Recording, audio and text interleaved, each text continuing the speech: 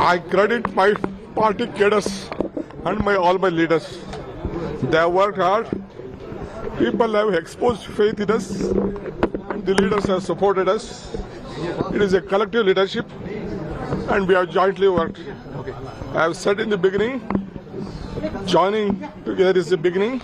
On the day I took the oath, thinking together is the progress, working together is the success. That is what I said on the day. I assured Srimati Sonia Gandhi, Rahul Gandhi and Priyanka Gandhi that, and Mr. Mallikarjun Kharge, that I will deliver Karnataka to their fold. I can't. High command ಅವರು observer ಕಳಿಸ್ತಾರೆ. Observer ಕಳಿಸಿದ ಮೇಲೆ ಮುಂದಿನ ಪ್ರಕ್ರಿಯೆ ನಡೀತದೆ. Sir, ಕರ್ನಾಟಕದ ಮತದಾರ ಪ್ರಬುದ್ಧ ಅಂತ ಈ ವಿಕ್ಟ್ರಿ ಜನತಾ ಜನಾರ್ದನ್ ವಿಕ್ಟ್ರಿ. ಜನ ತಾವಾಗೆ ಎದ್ದು ನಮಗೆ ಬೆಂಬಲ ನೀಡಿದ್ದಾರೆ ಮತ್ತು ಕೆಟ್ಟ ಆಡಳಿತ ವಿರುದ್ಧ ಜನ ರೊಚ್ಚಿಗೆದ್ದು ಮತ ಹಾಕಿದ್ದಾರೆ. ಮತ್ತು ಇದರ ಮೇಲಿಂದ ಗೊತ್ತಾಗ್ತದೆ ನಮ್ಮ ಕರ್ನಾಟಕದ ಮತದಾರರು ಎಷ್ಟು ಪ್ರಬುದ್ಧ ಇದ್ದಾರೆ ಅನ್ನತಕ್ಕಂಥದ್ದನ್ನ ಇದರಲ್ಲಿ ಗೊತ್ತಾಗ್ತದೆ. ಮತ್ತು ಇಂಥ ಚುನಾವಣೆಯಲ್ಲಿ ಪ್ರಧಾನಮಂತ್ರಿಗಳು, ಹೋಮ್ ಮಿನಿಸ್ಟರ್ಗಳು, ಡಜನ್ ಗಂಟಲೆ ಸೆಂಟ್ರಲ್ ಮಿನಿಸ್ಟರ್ಸು, ಅಕ್ಕಪಕ್ಕದ ಚೀಫ್ ಮಿನಿಸ್ಟರ್ಸು ಇವರೆಲ್ಲರೂ ಕೂಡ ಬಂದು ಇಲ್ಲಿ ಕ್ಯಾಂಪ್ ಹಾಕಿ ಮೆನ್ ಪವರ್, ಆಮೇಲೆ ಮಟೀರಿಯಲ್, ಮಸಲ್ ಪವರ್ ಎಲ್ಲ ಅವರು ತಮಗೇನು ಬೇಕು ಅದು ಯೂಸ್ ಮಾಡಿದ್ರು. ಆದರೂ ಕೂಡ ಜನ ಯಾವುದಕ್ಕೂ ಮೋಸ ಹೋಗಲಿಲ್ಲ. ಅವರು ಒಂದಾಗಿ ಕಾಂಗ್ರೆಸ್ ಪಾರ್ಟಿಗೆ ಮತ ಹಾಕಿದ್ದಾರೆ. ಅದಕ್ಕೆ ನಾ ಎಲ್ಲ ಅಭ್ಯರ್ಥಿಗಳಿಗೆ, ಗೆದ್ದಂಥ ಅಭ್ಯರ್ಥಿಗಳಿಗೂ ಕೂಡ ನಾನು ಈ ಸಂದರ್ಭದಲ್ಲಿ ಅವರಿಗೆ ಅಭಿನಂದಿಸ್ತೇನೆ. ಮತ್ತು ಯಾರು ಸೋತಿದ್ದಾರೆ, ಡೆಮಾಕ್ರಸಿಯಲ್ಲಿ ಸೋಲು ಗೆಲುವು ಇರ್ತದೆ, ಅವರಿಗೂ ಕೂಡ ನಾನು ಮುಂದೆ ಅವರ ಪ್ರಯತ್ನಗಳಿರಬೇಕು, ಒಳ್ಳೆ ಕೆಲಸ ಮಾಡಬೇಕು ಮತ್ತು ಜನರ ಸಮಸ್ಯೆಗೆ ಸ್ಪಂದನೆ ಮಾಡ್ತಕ್ಕಂಥ ಕೆಲಸ ಮಾಡಿದ್ರೆ ಅವ್ರಿಗೆ ಗೆಲುವು ಆಗ್ತದೆ ಅಂತಕ್ಕಂಥದ್ದು.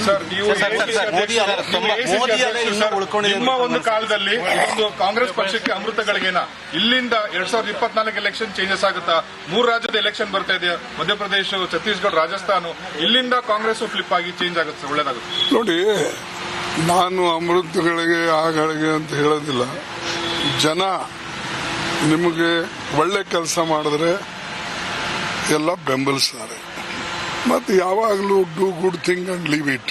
ಒಳ್ಳೆ ಕೆಲಸ ಮಾಡಿದ್ರೆ ಒಳ್ಳೆ ಫಲ ಸಿಗ್ತದೆ. ಹಾಗೆ ನನ್ನ ವೈಯಕ್ತಿಕ ವಿಚಾರ, ಯಾವಾಗಲೂ ನಾ ಕೆಲಸದ ಮೇಲೆ ನಂಬುತ್ತೇನೆ. ಒಂದೊಂದು ಸಾರಿ ತೊಂದರೆ ಆಗ್ತದೆ. ಈಗ ನಾನೇ 12 ಚುನಾವಣೆಯಲ್ಲಿ ನಿಂತೆ, ಎಲ್ಲಾನು ಗೆದ್ಕೋತ ಬಂದೆ. ಒಂದು ಚುನಾವಣೆ ಏನೋ ವ್ಯತ್ಯಾಸ ಅಂದ್ರೆ ನೀವು ಸೋಲ್ರಿ ಗೆಲ್ಲಿ ಜನರ ಮಧ್ಯೆ ಇರಬೇಕು. This is A democracy. Party should be active. ಮತ್ತು ನಾನು ಇಲ್ಲಿ ಸ್ಥಳೀಯ ನಮ್ಮ ಎಲ್ಲ ಮುಖಂಡರು, ಅವರು CLP ಲೀಡರ್ ಇರ್ಬೋದು, PCC ಪ್ರೆಸಿಡೆಂಟ್ ಇರ್ಬೋದು,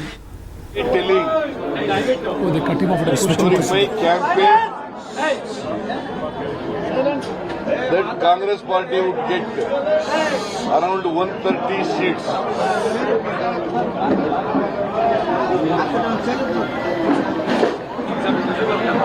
That was my assessment of the situation in the state.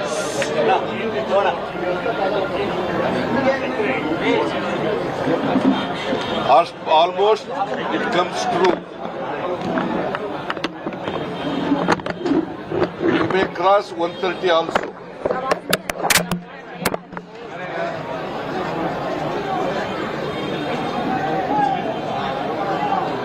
It's a big victory to Congress party. The people of Karnataka wanted a change.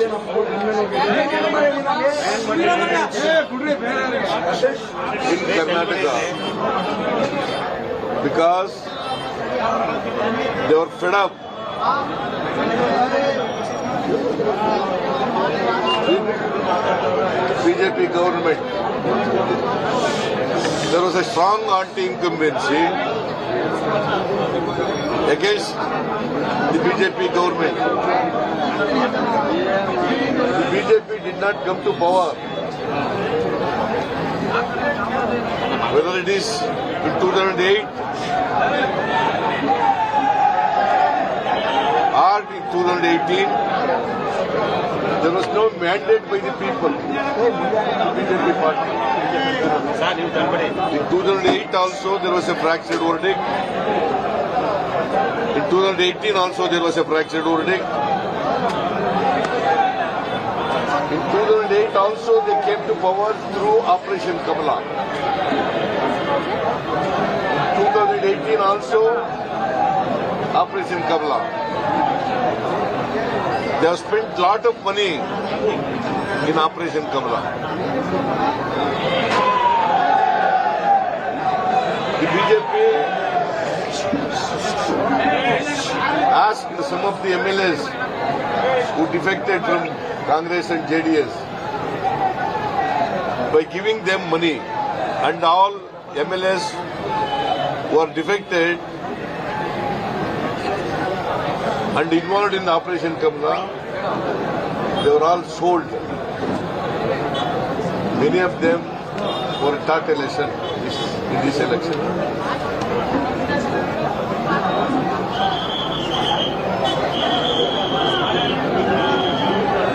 The people of Karnataka are politically very matured people.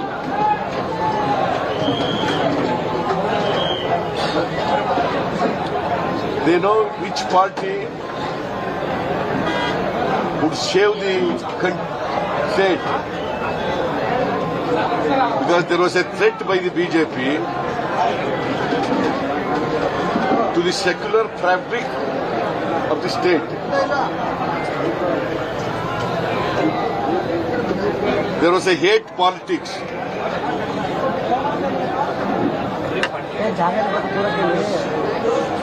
The people of Karnataka are not tolerating hate politics or communal politics. They tried to win this election by money power. They could not succeed with money power. And Rahul Gandhi ji, Priyanka Gandhi ji, Mallikarjun Kharge ji, they also campaigned Congress party aggressively.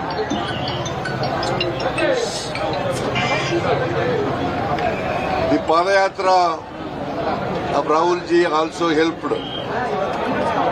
It enthuses the workers, the cadre in the party.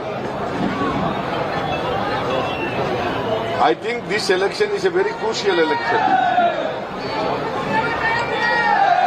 This result of this election will be a stepping stone for the coming Lok Sabha election. I hope that all non-BJP parties come together and see that BJP is defeated. I also hope that Rahul ji may become the Prime Minister of this country. Sir, is this mandate against the Modi and Amit Shah who campaigned aggressively for 25 days? Definitely, 100%. It is a mandate against the Narendra Modi. It is a mandate against the Amit Shah. It is a mandate against the Nadda. It is because Narendra Modi has come to Karnataka 20 times. He addressed 20 rallies. No Prime Minister in the past has campaigned like Modi. Hey, or yaar disse kelappa.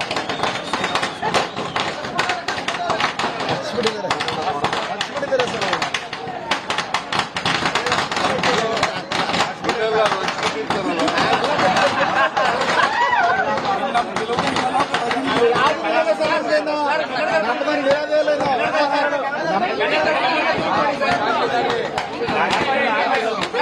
ಇದೆ.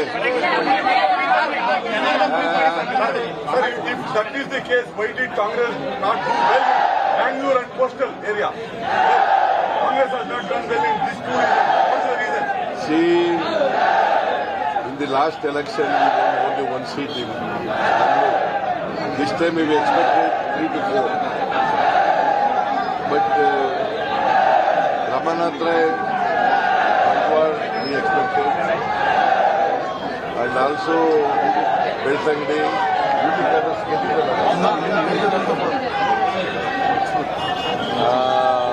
ಒಂದು 3-4 Puttur expected ಆಯ್ತಾ.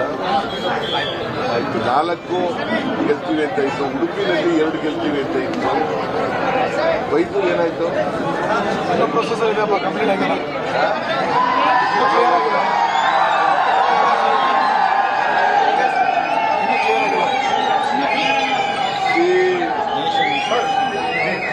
Community and Okkaliga community which has stayed away from Congress in the last election. They have voted considerably to Congress this time. What's the reason? Considerable number of Lingayats also voted Congress party. Considerable number of Okkaligas also voted Congress party, including Brahmins. The Congress party is a party. This is the only secular party in the country which is taking the votes of all communities, all religions. It is the only party.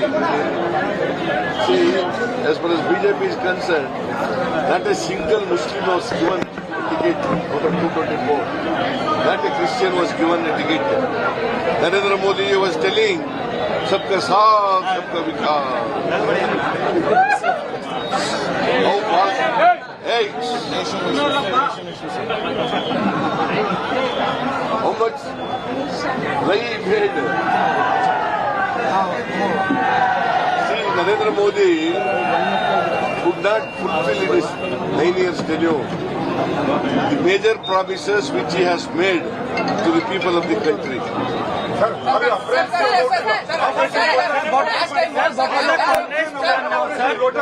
No, I was not afraid. I had no apprehension that Operation Kamala will do it. But because BJP is known for it. With money power, they will go to any extent.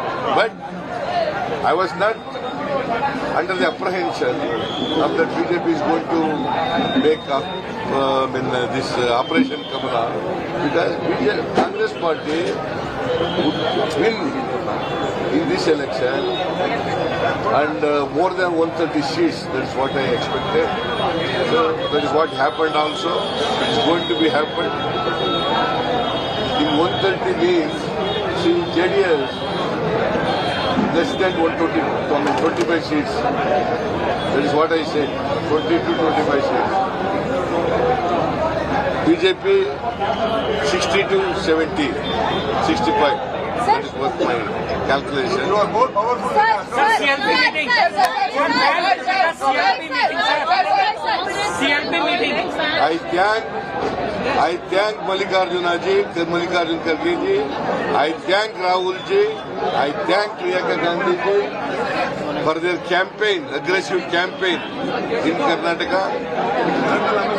So far as the Karnataka Assembly election is concerned, Sonia Gandhi ji also. And all the general secretaries, particularly Venugopal, Surjewala, and other secretaries who are in charge of Karnataka, I thank all of them.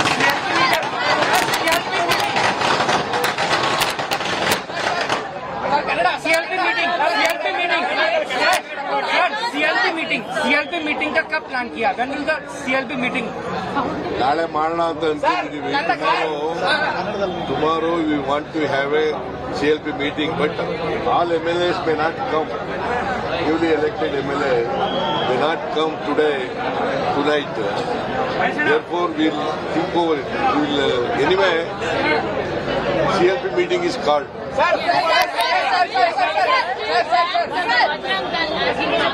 Will you still ban the Bajrang Dal as Congress? It won't make any effect.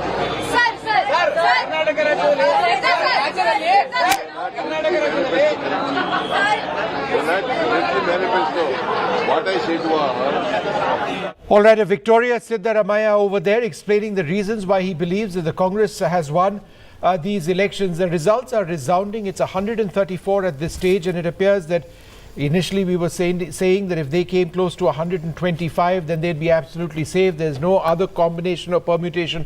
But now with 134, you can start thinking about using the word sweep. But it is a resounding victory one way or the other. And the reason we say victory at a time when there are still leads being counted is because the BJP has conceded defeat.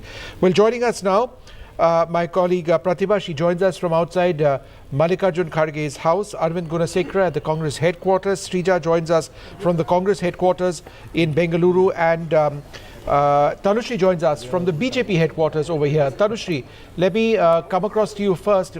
Any analysis already starting in the BJP? Any reactions? What's the mood over there where you are? Well, it's a rare scene at the BJP headquarters in the national capital. You can see the chairs, even the spokesperson have now started to leave, and looks like the BJP has finally conceded defeat. I was speaking to some of the spokesperson because no big leader ever made it to the BJP headquarters today. They were all at their residences. It's a ritual at the BJP office. Whenever they win any election, Prime Minister himself comes, he meets the Karyakartas, and there is huge celebration. But unlike the other times today, it's all emptiness, and the BJP has conceded defeat. Now the spokesperson have left, and they are saying that it's not that the BJP did not put its best foot forward. The Congress might have also might have put some extra efforts, might have walked the extra mile, and we are happy that they have won. It's elections at the end of the day. One party has to win. That's what the spokesperson are saying. But as far as the headquarters and the mood here is concerned, it's unlike the Congress office. There are no dhols. Even the caterers have been also asked to go back. So it's actually desolate here, and not much to say because the BJP headquarters, it's rarest seen that it's lying desolate right now. Tanushri, no laddus today. I mean, she'd gone there with that expectation, but Tanushri, next time. So let's go across to Srija. Srija is now at the BJP, at the Congress office in Bengaluru. Srija, I can see the Congress flags out. There must be celebrations starting out. There were lots of celebrations in the morning in the Congress in Delhi, but in Bengaluru it was somewhat more muted. Has that started changing? Well, the celebrations, in fact, outside the Congress office in Bengaluru began almost an hour ago. And yes, we are, of course, some of the key top leaders of the Congress have not arrived here yet. But we did speak to Salim Ahmed, the working president of the Congress, who spoke to NDTV saying that all the credit goes to, of course, Rahul Gandhi's Bharat Jodo Yatra, also going on to talk about the kind of aggressive campaigns which the Congress in the last 1.5 years or so, which they launched against the BJP. So there were several things, especially several factors that were going against the BJP. So to only show you right now what's happening at the Congress office, yes, there is a celebration. You can see, in fact, they're also showering petals. There are people waving flags. They're all, in fact, waiting to burst crackers, probably waiting for DK Shivkumar, the Congress president for Karnataka, to arrive at the KPCC office right here. So they've kept all the crackers all ready, and here you have, in fact, a bunch of Congress workers who are all waiting at the entrance right here outside the stairs of the Congress office, basically telling that Congress have won and it was a deserved win for them. So you have several people especially chanting the slogans of Bharat Jodo Yatra, also in favor of Rahul Gandhi, Sonia Gandhi and Kharge as well. More importantly, this is the first win right after Kharge assumed the post of the president, and it clearly became pertinent for him as well. There was pressure on him so to ensure that this will be Congress's win this time around. But again, we must tell you that the BJP failed really to break that anti-incumbency cycle, and now we see that it was a smooth in terms of going ahead of the BJP. Also, to speak to us to NDTV, we have the Punjab Pradesh Congress Committee General Secretary, Mr. Gurudas. Kargil. You tell me you have been here for the last 1 month, 1 month. campaigning for Karnataka elections. Hani. This is very historical day for India that Karnataka's victory is not only Karnataka victory, this is India's victory and this is democracy victory. This is victory of communal harmony. This is victory of national integrity of India, so that the hated people. Have you also campaigned with the local leaders here? Local leaders, KR Puram area, Jappa Nagar, Coconut Garden. हाँ, इधर area में मैंने किया है campaign और मैंने अपनी video के थ्रू वीडियो मैंने अपने बहुत मैसेज 1 करोड़ लोगों को दिए हैं. Well, thank you. In fact, that was Mr. Gurudas who went on to talk about that over the last 1 month from the Punjab Pradesh Congress Committee, where several of them had really come down, basically here, to be a part of the campaigns in Bengaluru across the state of Karnataka with the local Congress members here. So he did, of course, go on to talk about how the campaigns against, especially the BJP, have been aggressive, and that's clearly worked out for them. And what tremendous victory they are, of course, talking about and crediting all to is Rahul Gandhi for his Bharat Jodo Yatra. Back to the studio. That could be the national leadership, but the firmly focus right now is on the state leadership and what's going to happen next. When are they going to have the Congress Legislature Party meeting? When are they going to make a decision? And then when are they going to announce it? Pratibha is outside the residence where these decisions are possibly being made, which is outside Mallikarjun Kharge's residence. Pratibha, what are you hearing at the moment? Is there any timeline that's being suggested on when they could have the CLP meeting? It has to be tomorrow because the MLAs have to return from their constituencies after collecting their certificates. So, do we have a timeline as to when they'll have a CLP meeting and when they will elect the leader of the legislature party?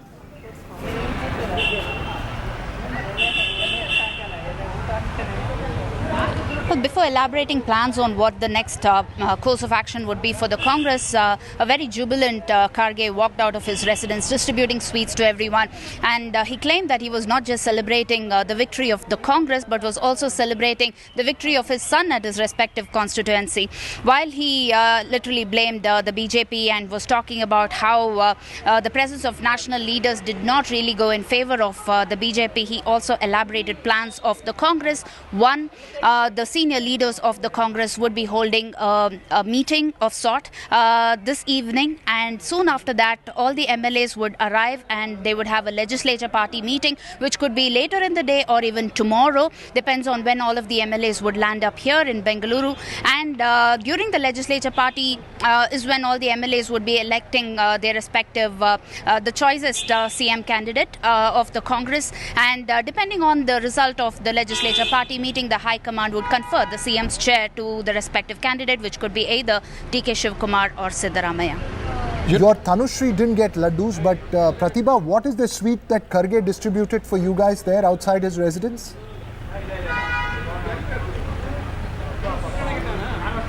I must tell you, I'm pretty disappointed that I missed the sweet by a whisker. But do you know what it was? Was it Mysore Pak? But Kharge is from Hyderabad. Not really, but it was a milk sweet is what I'm told, though I guess... Was it Dharwad Peta? Okay. Because Mumbai, Karnataka is the one that has given. That Veeraga is really hungry. We need to get something for him. All the sweets of Mysuru has been gone through. Noor Ali is waiting over there in the corner at our Karnataka counter over there, cooking up a stone for Veera at this stage. Okay, he's cleared off all his, all the vessels are clean and ready. He's just... Okay, Veera, we need to take a short... Before we do that, at this moment, 135 seats for the Congress leads, 64 for the BJP.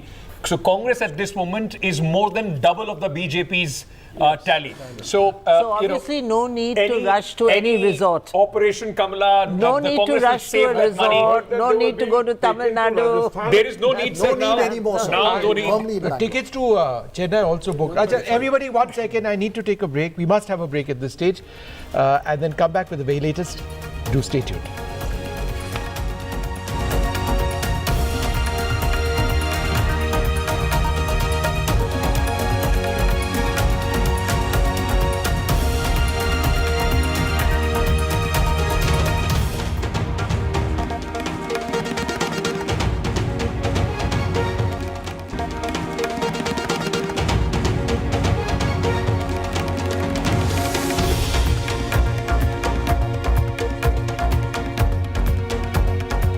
All right, well, we're going to move away from Karnataka for just a moment. There is an important by-election win in Jalandhar, which is taking place, with the Aam Aadmi winning this prestige battle in Jalandhar. Let's listen in to Arvind Kejriwal.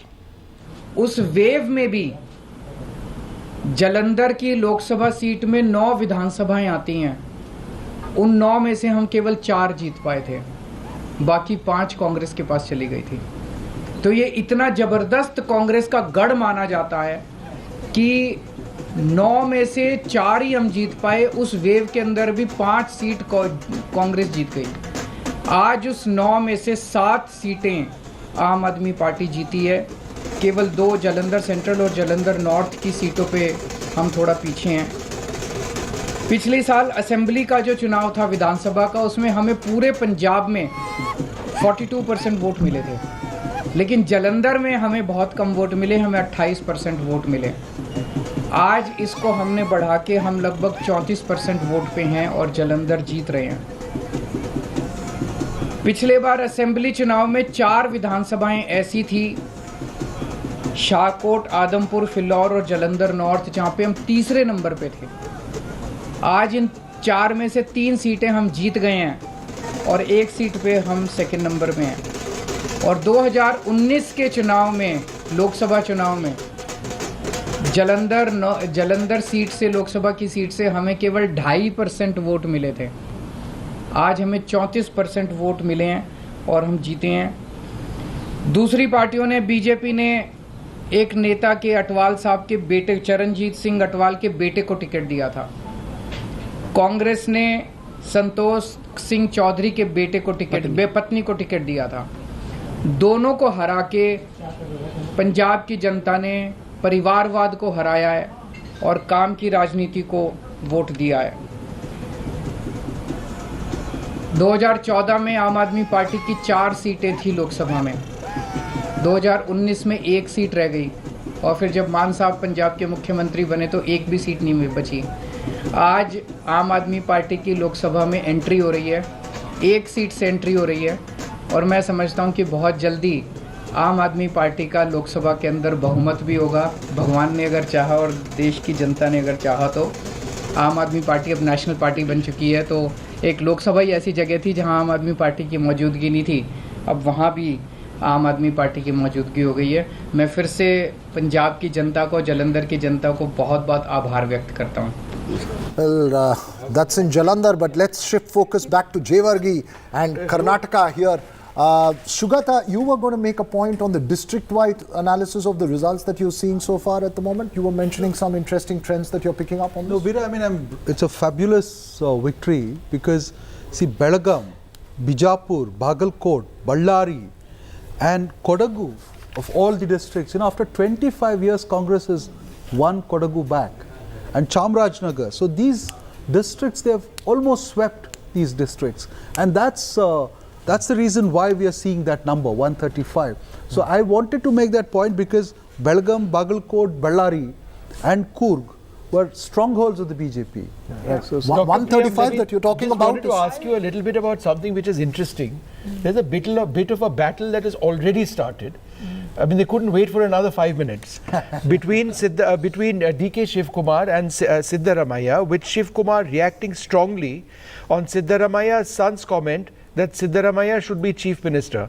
We'll play out what DK Shiv Kumar has to say in a little while. In fact, we've got that reaction. Let's listen in. No, we'll have that in a moment. But isn't that bizarre that this battle should start already? Yeah. I mean, it's absolutely bizarre. But the fact is that, more than this. I mean, they've not won the elections yet. Yeah, but the fact is that this kind of rivalry had been kept under the blanket. Right. They've been able to successfully fight the elections. And at this point, I would say that it's not just an anti-incumbency against the outgoing government.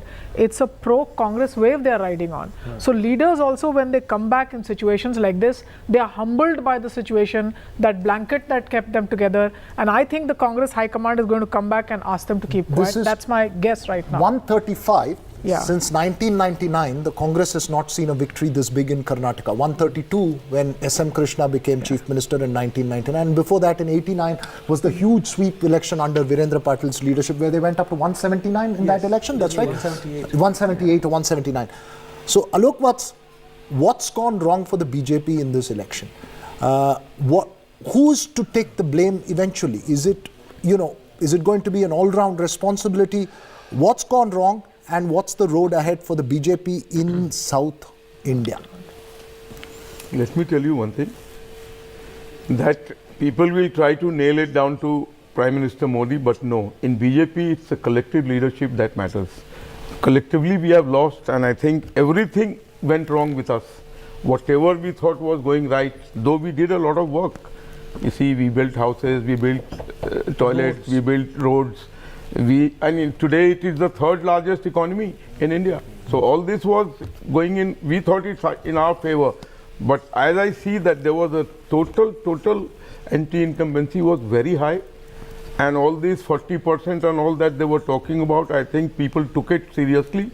And that is why this debacle has happened. We will introspect it. No, but do you believe it had to do with local leadership? I know Aarti disagrees, but I would suggest sidelining or rather marginally, putting some people down could have affected. Like Yedurappa was, sidelined for a moment and then again was brought back. So all that could have happened. Aarti, was it the leadership issue in your mind? Local leadership issue? It's a combination of things. And, because it's really strange that in the last 5 years, Karnataka has done phenomenally well, economically. Its GDP has grown, its, per capita income has grown. There have been this wonderful highways that have been made and so on. And yet the BJP, this is not just an anti-incumbency vote, right? It is actually a pro-Congress vote, very decisively in favor of the Congress. So I would say it's a rejection of various things. One is the fact that the BJP tried this amazing experimentation on the eve of elections where they sidelined a community, the leaders of a community that has been with them, that was their entry point into Karnataka, the Lingayats. To sideline major leaders of that community and send a signal that, we're going to try a new experiment, a new caste configuration in Karnataka on the eve of an election. I think that was strategically a wrong mistake. The second thing is that I think that this whole attempt for the last 2 years to raise Hindutva issues, whether it was hijab or halal or, Tipu Sultan or whatever, I think there's been a clear rejection by most of Karnataka, that look, we don't want these issues, we want development, we want jobs. And I think unemployment has been a major factor. So it's important. Geetaji, my question is... But in Karnataka, the unemployment rate is one of the lowest. Taking the point that Aarti was making, Geetaji, what's the lesson for the BJP from this? You don't have a state leader who can match Yedurappa's charisma in 2008-13 that Yedurappa had at that time. Now, because of his overarching shadow over the party, you've not been able to have the next generation. Who is going to be that young? What's the narrative change, A, for the BJP? And B, is there a sense that maybe the party should refocus and work out of Bangalore rather than out of Delhi? One of the senses this, where the BJP this time was sort of operating out of Delhi more, less out of Bangalore. Is there a sense of shift of focus back to Bangalore, or do you think this will bring Delhi more into the focus? Well, you see, one has to look at this in this term that these issues were, any regional issues are there, they have to be addressed, and the incumbency, local incumbency, like regional wise also, I think someone in the panel was earlier also raising that each region has got its own configuration, and that also has to be taken into consideration. Yes, people have definitely, the vote is showing that a lot of introspection needs to be done, that where they went wrong. And in terms of economy, in terms of development of infrastructure, phenomenal work has been done. So at such a time, it is important that yes, some local leadership was missing, and only nurturing of some leaders now, and Mr. Yedurappa, of course, he has contributed also a lot to the party. There is no denying over that. But with age now, new people have to, take that baton and take the party in Karnataka forward. Sure. So only with time we'll come to know. But yes, I think it is something which the party is going to think about it and will definitely work on it. You have definitely pointed out that you see the central leadership will not work there. In South, always there has been a local charismatic leader, which after Yedurappa's, I can say, decline, we will have to find a leader of his stature and we'll have to propel him forward to go to the masses and take things forward with the blessings of the center. I think what we can actually do... Sorry, go ahead. Karnataka never had a charismatic leader. I mean... Yedurappa. Well, I mean... Devraj, Hegde. So all of them are known for programmatic leadership. No, they have their own... The persona of Devraj Arsu, programs of Devraj Arsu, social coalition he built. Jayalalitha, yes, worship the personality. So I do think there is a distinction. Even Hegde had a big following. Hegde was... Not so much Hegde. Aras was very big. And Aras has been appropriated by every party today. Including Siddaramaiah, mainly. Yeah, not Siddaramaiah so much, but BJP or Congress or Janata Dal, everybody seems to admire him now. Yedurappa also, leadership qualities. But Virat, coming back to the point that I was making earlier, see, this is a transitional election. To be, to play the devil's advocate and speak fairly for the BJP, see, they could not have done anything else but to sort of look for alternate leadership to Yedurappa, who had already, crossed 80. So they had to make a transition this time, and they have experimented with something. They must have gone wrong somewhere, but their vote share seems to be a little more promising. So probably they'll... It has been intact. Yeah, so I feel, what we've not focused just on... half a sec, Manish. I wanted to take a look at a couple of reactions because these are important. What we'll bring you now, a reaction from DK Shiv Kumar, where he was actually in tears saying that, look, we won these elections. And we'll also play out that bite of Mr. Basuraj Bommai, where he actually came out and for the first time conceded defeat. That's when we knew that as far as the BJP was concerned, in their own mind, it was all over.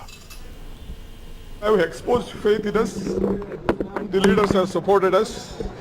It is a collective leadership and we have jointly worked. I have said in the beginning, joining together is the beginning. On the day I took the oath, thinking together is the progress, working together is the success. That is what I said on the day. I assured Srimati Sonia Gandhi, Rahul Gandhi and Priyanka Gandhi that, and Mr. Mallikarjun Kharge, that I will deliver Karnataka to their fold.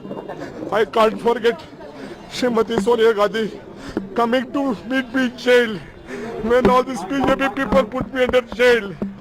So I rather choose to be in jail than having an office. That is the confidence what Gandhi family and the Congress party in the entire country restored on me. Once all the results come, because there all trends are there now, once the results come, we will do the detailed analysis, and as a political party and as a national political party, we will not only analyze and we will see that what are the gaps and what are the deficiencies were there at different levels. We will look into that and improve upon it, and we will take this result in our stride, and we will go ahead and reorganize the party and come back during Lok Sabha election. Right, NDTV's Sunil Prabhu has managed to catch up with DK Shiv Kumar, the man of the moment there, and done this interview. Let's listen into what DK Shiv Kumar has to say in this exclusive. It is not my victory alone. It is the victory of the people of Karnataka. People wanted a change. People wanted development. People wanted to remove corruption. They know that the double engine did not work out well. So we need a government with a governance. Every common man in the village was been pickpocketed by the price rise. So that is why we all work together. I should thank my leader, Srimati Sonia Gandhi, who appointed me at the crisis when Mr. Dinesh Gundrao and Siddaramaiah resigned on moral grounds. So they imposed confidence on me. From that day till today, I have not slept. Whatever may be my problem, internal problem, whatever the problem created, we all worked together. All my leaders cooperated, and you include my national leaders. Whatever I said, they agreed to me. Ultimately, we should make this number. Sir, you led the party from the front. 18 months. You are taking claim to be the chief minister of the state. No, see, not 18 months, yeah. 3 years. 3 years I have not slept. I did not make my workers also sleep. There are a lot of things I will come and tell you. Now, The numbers are. I am going to Ramnagara. But would you like to be rewarded, sir? That is the question. See, I am going to Ramnagara. I am going to Ramnagara because my leaders, workers are not allowing to give certificate to my election agent. I didn't want it to go there. But you know what has happened in the entire Vakliga belt? They have rooted out the JDS and the entire Karnataka. Not only Vakliga belt, entire Karnataka. So I don't want to comment much on things. We will discuss it later. I think the Vakliga is back because of you. The community is back to the Congress. I will come back to you. We will discuss. You want to be rewarded? That's my question, sir. That's my question. I will discuss. Don't worry. Don't worry. I assured that I will deliver, and you just. No, that's true. But Siddaramaiah's son is saying he wants his father to be CM. So how do you respond to that? So that's my question. Let anyone tell anything. I don't want to comment on any one personal choice. The Congress Party High Command will take a decision. And you have. All right. Well, we can go straight across now to Lavanya Balal of the Congress, who joins us. Lavanya, congratulations. This seems to be a great win for you. But I'm sorry, the issue right now is on the leadership issue, with Mr. DK Shivkumar saying, let anybody say anything, the Congress leadership will decide on who the leader is. This is with regard to Mr. Siddaramaiah's son saying that Mr. Siddaramaiah should be chief minister. So is this going to be a problem going forward? Good afternoon, Vishnu. No, absolutely not. Everybody, all the senior leaders who are CM aspirants are aware that it is the High Command which will decide. Kargeji and other senior leaders who will decide who is going to be leading the state as the CM. I think for the next one day, we are going to bask in the happiness of winning this election with the thumping majority. No, but Lavanya, I think as wonderful as that may be for you, people in the state really need to know who the next chief minister is. And already, let's face it, in the last 15 minutes, the rhetoric has not been extremely positive, from DK Shivkumar in answer to that question. There's been the son of Siddaramaiah saying that my father must be CM. Well, Vishnu, see, tomorrow morning is a CLP meeting where all our leaders are meeting, and then it will be decided. So within tomorrow evening, I'm sure it will be very clear who the CM candidate is going to be. It is not like in 2019, once the BJP formed the government, we didn't have ministers for 8 months, right? This is not going to be like that. We will form a government very soon, and we will make sure our CM candidate is declared in the next 24 to 36 hours. 24 to 36 hours. Can you give us the timing for the CLP meeting? Where it's going to be? CLP meeting is set for tomorrow early morning. I'm not sure if it is 9 or 10 a.m. I'm sorry. I missed that timing. I'm sorry. Okay. And you're saying that so if you're going to have a CLP meeting by tomorrow morning, most likely you should have clarity by tomorrow evening in terms of going to Is there a sense within the Congress that we now need to hasten things up? The longer you delay it, the longer there will be speculation, factions, etc., and you want to seal it immediately. By tomorrow evening, do we expect to know who the next Chief Minister of Karnataka will be?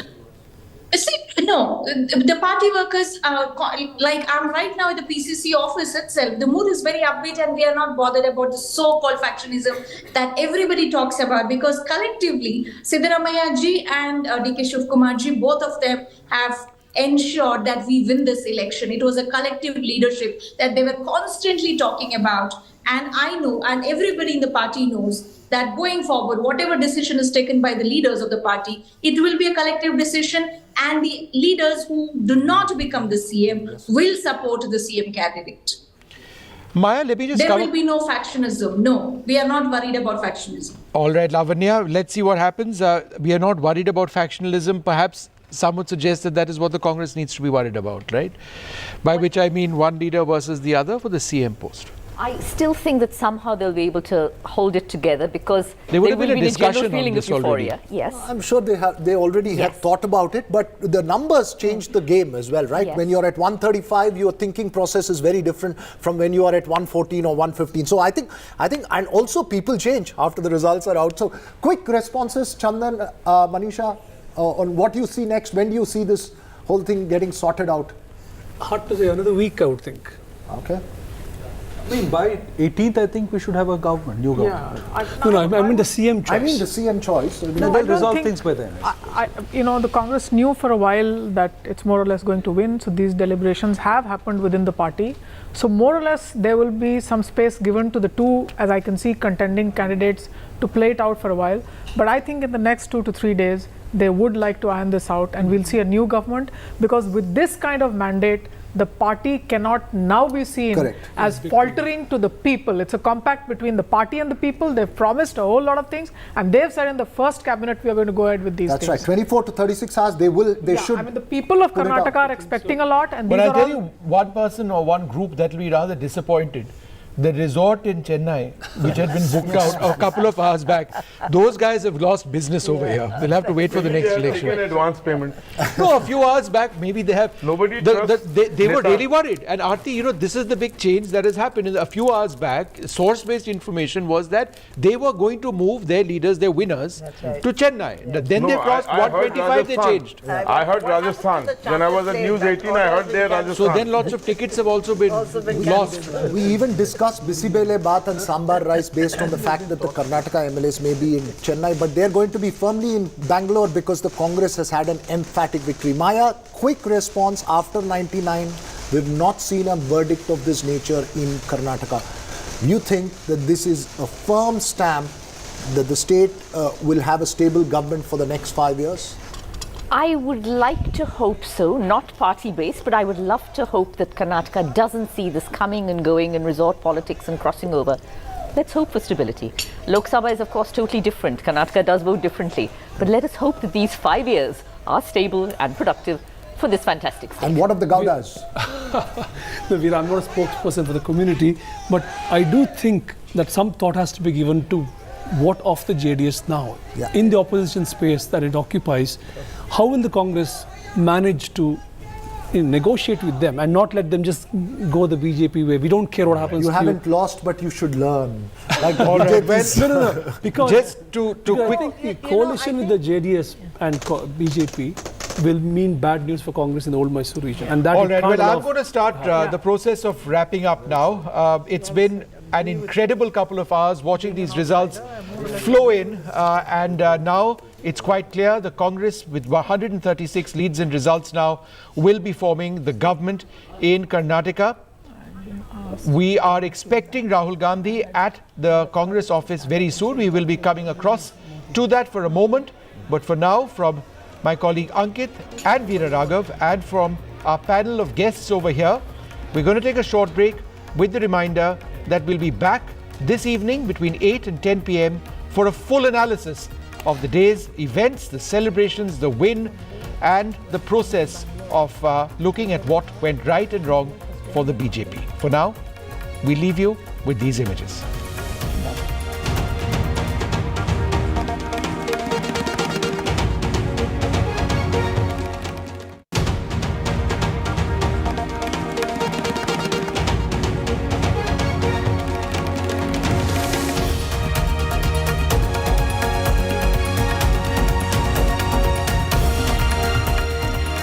Welcome You're watching NDTV, the results right here with NDTV as we bring you the results of Karnataka elections. And I think, Ankit, the big relief for us is it's a decisive, result that we're having here. It's not one that's going to carry on for several days as it did the last time around when we had the Karnataka elections and the results. The Congress leading in 136 seats right now, the BJP in 63. And of course, there you can see those visuals coming up from the Congress office.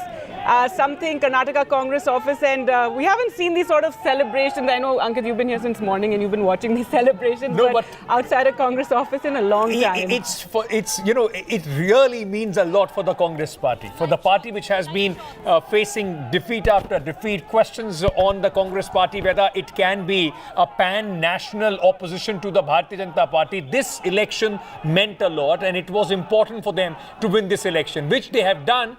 And they have, in fact, done it quite comprehensively. This is much more than the Congress party last time got a full majority. That was in 2013 when the Congress party got 122 seats. 136 out of 224 is for the Congress party at this moment. BJP has been relegated to 63 seats at the moment. And what about the vote share? Because I know initially we saw there was not such an impact on the BJP vote share, which was very interesting, though of course that could also change. See, this is also an interesting number at this moment. Results which have been declared. So leads plus result, the Congress at this moment, out of the 72 results which have been declared, 49 victories for the Congress party already, 17 for the BJP. That's 12 down from what the seats which they won last time. JDS 5, 8 down from what they won last time. So Congress has taken, it's exactly the JDS and the BJP share completely towards themselves. It seems the police have arrived there and they're kind of settling down the celebrations over there. But let's go across to Shrija, who is there. Shrija, tell us what's happening there. Lots of celebrations there. The focus now on who will be Chief Minister, all that. But for the moment, the focus on the Congress celebrations. Yes, there's a lot of celebration right out here, outside the Congress office on Queen's Road in Bengaluru. And the celebrations have been going on for quite some time now because, when especially the trend did, of course, show, it is towards the Congress in terms of picking up the seats, the numbers, the vote share. Ever since then, over the last 2.5 hours, we've been seeing celebrations from, smearing colors, holy colors, to also dancing, singing songs, and also now you have Dole. And of course, now just about a few minutes ago, we went on to see they were bursting crackers. So there's absolute victory celebrations right outside the Congress KPCC office over here. In fact, you have the party workers all waiting to welcome Mr. Mallikarjun Kharge, DK Shivkumar, and Siddaramaiah as well. And yes, of course, if you're looking at what the Congress did project, initially, yes, they did go on to say that they will win something way above 140 mark, but then we see that Congress is slowly inching towards that. It's crossed 135 already, and it's a huge defeat as far as the BJP is concerned. There are various, factors that could have basically worked for the Congress. One, of course, the guarantees, which especially that they Shrija, may I just request you to stay on with us for a moment. Yediyurappa, the veteran leader of the Bharatiya Janata Party, speaking at this moment. ಬಿಜೆಪಿಗೆ ಹೊಸದೇನಲ್ಲ, ಕೇವಲ 2 ಸ್ಥಾನದಿಂದ ಆರಂಭಿಸಿ ರಾಜ್ಯದಲ್ಲಿ ಸ್ವಂತ ಬಲದ ಮೇಲೆ ಸರ್ಕಾರ ರಚನೆ ಮಾಡಿದ್ದು. ಈ ಫಲಿತಾಂಶದಿಂದ ಪಕ್ಷದ ಕಾರ್ಯಕರ್ತರು ಧೃತಿಗೆಡುವಂತ ಅಗತ್ಯ ಇಲ್ಲ. ಜನಪ್ರಿಯ ಪ್ರಧಾನಮಂತ್ರಿ ನರೇಂದ್ರ ಮೋದಿಜಿಯವರ ನೇತೃತ್ವದಲ್ಲಿ ರಾಜ್ಯದಲ್ಲಿ ಬಿಜೆಪಿ ಸರ್ಕಾರ ಅಭಿವೃದ್ಧಿ ಪರ ಆಡಳಿತ ನೀಡಿದಾಗ್ಯೂ ಸಹ ಪಕ್ಷಕ್ಕೆ ಹಿನ್ನಡೆಯಾಗಿರುವ ಬಗ್ಗೆ ಆತ್ಮವಿಮರ್ಶೆ ಮಾಡಿಕೊಳ್ಳಲಾಗುವುದು. ರಾಜ್ಯದ ಅಭಿವೃದ್ಧಿಗೆ ನಮ್ಮ ಪಕ್ಷದ ಸಹಕಾರ ಸದಾ ಇರುತ್ತೆ. ರಾಜ್ಯದ ಜನತೆಯ ಈ ತೀರ್ಪನ್ನು ಗೌರವದಿಂದ ಸ್ವೀಕರಿಸುತ್ತೇವೆ. ರಾಜ್ಯದ ಮತದಾರರಿಗೆ ನಾನು ಧನ್ಯವಾದಗಳನ್ನು ಹೇಳ ಬಯಸುತ್ತೇನೆ. Victory and defeat are not new to Bharatiya Janata Party. Started with only 2 seats. BJP has grown to form the government in the state on its own strength. Party workers need not to be panicked by these results. Although the BJP government, under the leadership of the popular Prime Minister Shri Narendra Modi ji, has given a pro-development administration in the state, we have lost the election. We will introspect about the party's setback. We will give all cooperation for the development of the state. I respectfully accept this verdict of the people of the state. I want to thank the voters of the Karnataka state. Thank you. Sir, Congress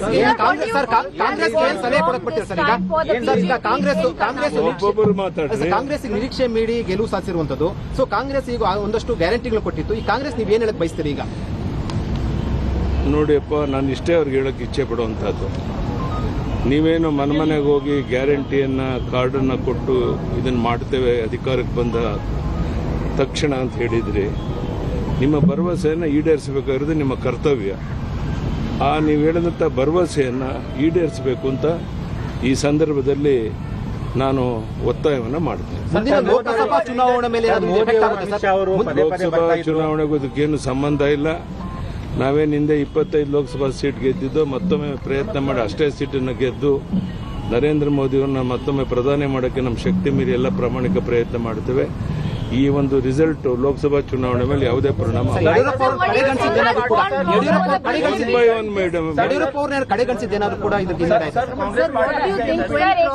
What do you think has gone wrong with the BJP this time as far as the strategy is concerned? And also, sir, you were not that actively campaigning as well. No, madam, that is not correct. From last 3-4 months, I toured in the state, and you know very well, I have not even one day I have not taken rest. Even then we lost the election. Natural. But, sir, but what do you think has gone wrong as far as the strategy of the BJP? It is too early to say anything. We will introspect about all these things and we will come back to you. Sir, but you also said anti-incumbency. Sir. Okay, B.S. Yediyurappa, the man who, in many ways, the chief minister 4 times couldn't ever complete his term, though, but was the tarring figure but as far as Karnataka. Be the first chief minister, BJP for the chief BJP, minister in tarring Karnataka. figure in Karnataka politics. In one sense, it is also coming an end of an era as far as Yediyurappa is concerned. It's a new shift, Rajay Bose. Welcome. Congress comprehensively winning.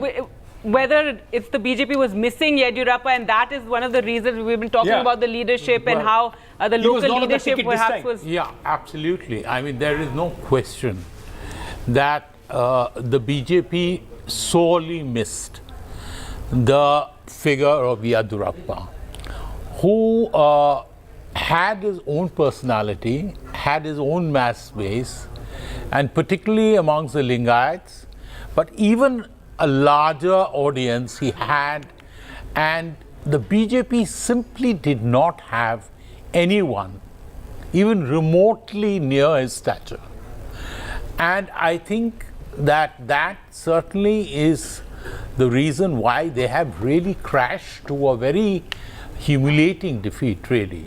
It's not a narrow defeat, it's a really resounding defeat.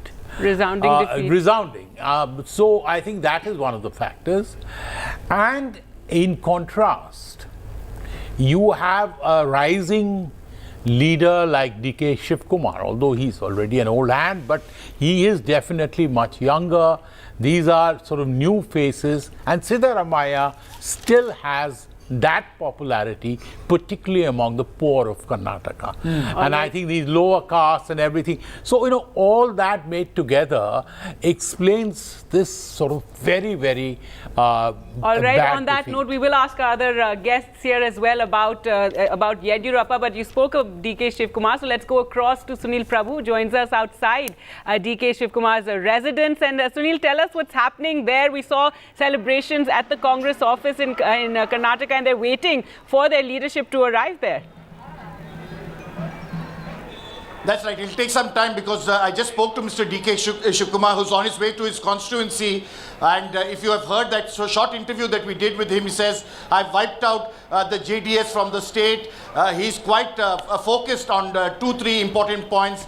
He's taking his claim to become the chief minister. And that's very clear. The Congress party will be appointing observers. MLAs are coming into Bangalore, and we're expecting the CLP to be held tomorrow. and of course they will pass that resolution, leaving it to the High Command to decide, but not before ascertaining from the MLAs.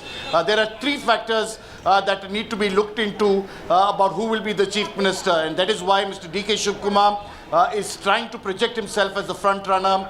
One is to show that the Congress needs to deliver in 2024, that this victory is about a Congress victory, that it should be able to get and replicate in a crucial state like Karnataka, where there are 28 seats. They get that same when they've been able to get a resounding victory here. That should be replicated in the Lok Sabha elections and not bring in that Modi factor as was seen and was attempted in the state of Karnataka with the various road shows and various kinds of campaign that the BJP did. So that's point number one. Point number two, of course, is that Mr. Shivkumar has been the rank and file. So how this is going to be Mr. Karge's most difficult task. He's been slighted when he came reluctantly to Delhi. I can tell you, because I've covered him extensively when he became a minister in 2009, subsequently as the leader of the Congress party in 2014, and then in 2019 as a leader of opposition. So he has been slighted by Mr. Siddaramaiah, was a reluctant person to go to Delhi. Today he's the Congress president. How are they going to work it out? Mr. Siddaramaiah's son says that Mr. Siddaramaiah wants to become the chief minister. It's ultimately down to the numbers game in terms of who has the maximum number of MLAs. But definitely don't be surprised if Mr. Shivkumar emerges as the front runner. He's not giving up without a fight in this race for the chief ministership. Now, Congress inching up to 137. The outlier prediction as far as the exit poll is concerned of the Access My India Today poll was 140. So Congress inching towards that number at this moment. Let's very quickly, because D.K. Shivkumar is going to be an important figure in the scheme of things for whatever happens from here. And Sunil was mentioning his interview with D.K. So let's just play that out. Let's just play that interview out with what Sunil Prabhu, he spoke to D.K. Shivkumar. How do you view this victory, Mr. Shivkumar? What's your reaction to this? See, it is not my victory alone. It is the victory of the people of Karnataka. People wanted a change. People wanted development. People wanted to remove corruption. They know that the double engine did not work out well. So we need a government with a governance. Every common man in the village was been pickpocketed by the price rise. So that is why we all work together. I should thank my leader, Srimati Sonia Gandhi, who appointed me at the crisis when Mr. Dinesh Gundrao and Siddaramaiah resigned on moral grounds. So they imposed confidence on me. From that day till today, I have not slept. Whatever may be my problem, internal problem, whatever the problem created, we all worked together. All my leaders cooperated, and include my national leaders. Whatever I said, they agreed to me. Ultimately, we should make this number. Sir, you led the party from the front. 18 months. You are taking claim to be the chief minister of the state. No, see, not 18 months here. 3 years. 3 years I have not slept. I did not make my workers. How you describe this win, sir? Silence. ಈಗಾಗಲೇ ಕರ್ನಾಟಕ ಜನತೆ ನಮಗೆ ಭಾರಿ ಬಹುಮತವನ್ನು ಕೊಟ್ಟಿದೆ. ಅದಕ್ಕಾಗಿ ನಾನು ಕರ್ನಾಟಕ ಜನತೆಗೆ ಬಹಳ ಹೃತ್ಪೂರ್ವಕವಾದಂಥ ಅಭಿನಂದನೆಗಳ ಸಲ್ಲಿಸ್ತೇನೆ. ಅವರಿಗೆ ನನ್ನ ಕೈ ಜೋಡಿಸಿ ನಮಸ್ಕಾರಗಳನ್ನು ಮಾಡ್ತೀನಿ. ಏನು ಜನ ನಮ್ಮ ಮೇಲೆ ವಿಶ್ವಾಸ ಇಟ್ಟಿದ್ದಾರೋ ಆ ವಿಶ್ವಾಸಕ್ಕೆ ಪಾತ್ರರಾಗತಕ್ಕಂಥ ರೀತಿಯಲ್ಲಿ ನಮ್ಮ ಸರ್ಕಾರ ನಡ್ಕೊಳ್ತಿದೆ ಅನ್ನತಕ್ಕಂಥ ಒಂದು ಆತ್ಮವಿಶ್ವಾಸ ನನಗಿದೆ. ಮತ್ತು ಜನರಿಗೂ ಕೂಡ ನಾವು ನಿರಾಶೆಗೊಳ್ಳದೆ ಎಲ್ಲನೂ ಕೂಡ ಏನು ನಾವು 5 ಗ್ಯಾರಂಟಿ ಕೊಟ್ಟಿದ್ದೇವೆ, ಆ 5 ಗ್ಯಾರಂಟಿ ನಾವು ಅನುಷ್ಠಾನದಲ್ಲಿ ತರ್ತಕ್ಕಂಥ ಎಲ್ಲ ಪ್ರಯತ್ನವನ್ನು ಮಾಡ್ತೇವೆ ಮತ್ತು ಕೊಡಿಸ್ತಕ್ಕಂಥದ್ದು ಸರ್ವ ಪ್ರಯತ್ನವನ್ನು ಮಾಡ್ತೇವೆ. ನಿಂದ್ರಪ್ಪ. ಆಮೇಲೆ ಜನ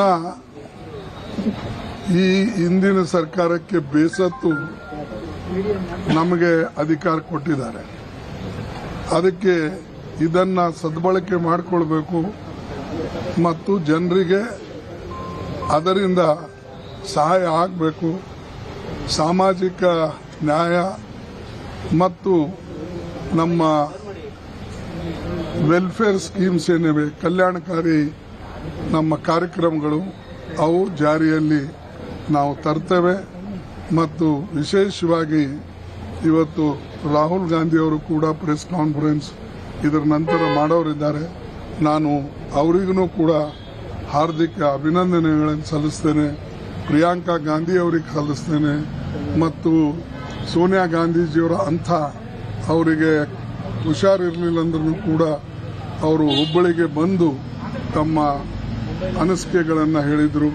ಇದು ಎಲ್ಲನೂ ಕೂಡ ಮತ್ತು ಇಲ್ಲಿರ್ತಕ್ಕಂಥ ನಮ್ಮ ಪಕ್ಷದ ನಾಯಕರು CLP ಇರಬಹುದು, ಆಮೇಲೆ ನಮ್ಮ ಕಾಂಗ್ರೆಸ್ ಅಧ್ಯಕ್ಷರು ಇರಬಹುದು, ಎಲ್ಲ ಅವರ ಆಫೀಸ್ ಬೇರರು, ಸಂಘಟಕರು, ಆಮೇಲೆ ಸ್ಪೋಕ್ಸ್ ಪರ್ಸನ್ಸು ಯಾರು ಎಲ್ಲರೂ ಇದು ಒಂದು ಕಲೆಕ್ಟಿವ್ ಪ್ರೆಸೆಂಟೇಷನ್, ಒಂದು ಕಲೆಕ್ಟಿವ್ ಲೀಡರ್ಶಿಪ್ದಲ್ಲಿ ನಡೆದಂಥ ಈ ಚುನಾವಣೆ. ಇದರಿಂದ ನಾವು ಇಷ್ಟೊಂದು ಭಾರಿ ಬಹುಮತದಿಂದ ಅನೇಕ ದಿವಸದ ಮೇಲೆ ಇವತ್ತು ಬಂದಿದ್ದೀವಿ. ಅದಕ್ಕಾಗಿ ಇದ್ರದ್ದೊಂದು ಜನ ಏನು ನಮ್ಮ ಮೇಲೆ ವಿಶ್ವಾಸ ಇಟ್ಟಿದ್ದಾರೋ ಅದನ್ನು ಅವರ ಗೌರವಕ್ಕೆ ಪಾತ್ರರಾಗ್ತಕ್ಕಂಥ ರೀತಿಯಲ್ಲಿ ನಾವು ನಡ್ಕೊಳ್ತೇವೆ. ಮತ್ತೊಮ್ಮೆ ನಾನು ರಾಹುಲ್ ಗಾಂಧಿ ಅವರಿಗೆ, ಪ್ರಿಯಾಂಕಾ ಗಾಂಧಿ ಅವರಿಗೆ, ಸೋನಿಯಾ ಗಾಂಧಿ ಅವರಿಗೆ ನನ್ನ ಒಂದು ವಿಶೇಷವಾದಂಥ ಅವರಿಗೆ ಧನ್ಯವಾದಗಳು ಹೇಳ್ತೇನೆ. ಯಾಕಂದರೆ ಅವರು ಎಲ್ಲರಿಗೆ ಕೂಡಿಸ್ಕೊಂಡು ಹೋಗಬೇಕು ಅಂತಕ್ಕಂಥದ್ದು ಮಾಡಿದ್ದಾರೆ. ಅದೇ ರೀತಿಯಾಗಿ ಇಲ್ಲಿ ನಮ್ಮ ಸೆಕ್ರೆಟರಿಗಳು AICCಲಿಂದ ಬಂದು ಇಲ್ಲಿ ಕುಂತು ಸುರ್ಜಿವಾಲಾ ಅವರು ಇರ್ಬೋದು, ಆರ್ಗನೈಸೇಷನ್ ಸೆಕ್ರೆಟರಿಗಳು ಎಲ್ಲರೂ, ನಾವು ಒಬ್ಬರ ಹೆಸರು ಅಂತ ಹೇಳೋದಿಲ್ಲ, ಎಲ್ಲ ಜನ ಒಕ್ಕಟ್ಟಾಗಿ ಇದು ಒಂದು ಕಲೆಕ್ಟಿವ್ ಶೋ. ಇದು ನಾವು ಕೂಡಿದ್ರೆ ಈ ರಿಸಲ್ಟ್ ಬರ್ತದೆ ಅನ್ನತಕ್ಕಂಥದ್ದು ನಾವು ಎಲ್ಲರೂ ತಿಳ್ಕೊಂಡಿದ್ದೀವಿ. ಅದಕ್ಕೆ ಇವತ್ತು ನನಗೆ ಇಡೀ ದೇಶದಿಂದ ಎಲ್ಲರೂ ಫೋನ್ ಮಾಡ್ತಾ ಇದ್ದಾರೆ, ಎಲ್ಲ ಸ್ಟೇಟ್ಲಿಂದ ಕಾಂಗ್ರೆಸ್ ಅಧ್ಯಕ್ಷರು, ಅವರು ಇವರು. ಅದಕ್ಕಾಗಿ ನಾನು ನಿಜವಾಗ್ಲೂ We have Congress President Mallikarjun Kharge thanking the people, and this is the second time he's speaking today. But the visuals you're seeing on the other side are of the Congress office here in the national capital, where you can see big crowds there and expecting Rahul Gandhi to arrive there. Let's go across to our colleague Arvind, who is there. Arvind, so Rahul Gandhi expected to arrive there any moment now? Yeah, Gargi, the Congress headquarters here in the national capital is decked up for celebrations today after the Congress party won Karnataka Assembly election. So, former Congress President Rahul Gandhi will be arriving here anytime now. The party workers are here to see Rahul Gandhi. So, what we are being told is that in few minutes from now, Rahul Gandhi will be arriving here at the Congress party office, where he would be addressing the party workers, and it is likely that he will also address media. So that's the preparation that we are seeing on our screen.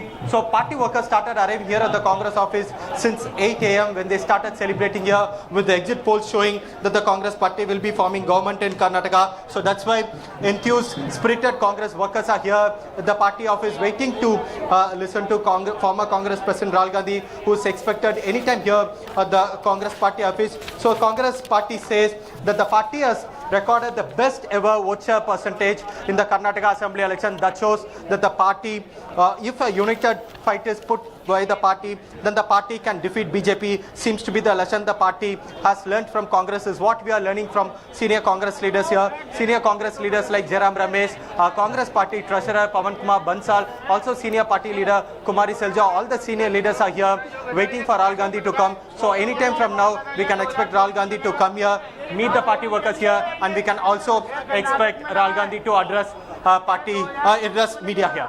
All right, Arvind, so we will come back to you for that. And as we're waiting for Rahul Gandhi to arrive, let's get in comments from all our guests here in studio. And, we're joined by Nalini Singh as well. Ma'am, so we've been talking about, analyzing these results, and it is a sweep for the Congress party. So what do you think worked for the Congress? And, how are you looking at these numbers? It's up to 139 now, Ankit. Absolutely. So, Gargi, I would say that in terms of seats, this seems to be a wave election, or coming very close to a wave election. The other thing is that the call to religion, Bajrang Bali ji has actually blessed the Congress party. So which is why I think we're seeing some of those gadas there, Hanuman's. Yes, indeed. What I'm saying is that religion was used as a vote catcher again. And it seems to have, certainly for the BJP, neither religion nor the question of reservation. When they took away the 4% Muslim quota and gave it to whatever it was, whether it was right or wrong, legally, but gave it to Vokalengas and Lingayats, that doesn't seem to have worked. And I think that, in fact, it might have led to some Muslim consolidation. But the important thing, I think, for me is that with Muslims at 13% of the population, let's say the also voting percentage may be the same, and Congress at what, 43% vote share or 44%, that still means 31% of the votes have come from Hindus. So does it actually not make it clear to us that the Hindus are not really, now in favor of what's going on in terms of the noise of using, the divisive politics? That's one. And the other one is that they are really, the Congress party seems to have targeted the poorer sections of the Karnataka population. So people at the poorer sections, SC, STs, etc., have migrated to this, maybe for aspirational reasons, for 5 guarantees that are given. Right, the 5 guarantees. I think, is it more to do with governance? This Bajrang Bali issue was something that we saw in the last couple of days of the campaigning. And Nija, if you could come in here, and what is your take on this sweep that we're now seeing of the Congress party, a very defining sweep? I think the lay of the land was clear the day the Contractors Association announced 40% commission Sarkara. Contractors in any state have to work with the government. They reckon to pay 10 to 15% commissions. But for them to say 40% was something, as if the water had gone over the head. And it is something that had traction with people, and they connected it to their economic hardships, price rise, etc. It's really the way the UPA government lost. Massive corruption linked to economic hardships of the people.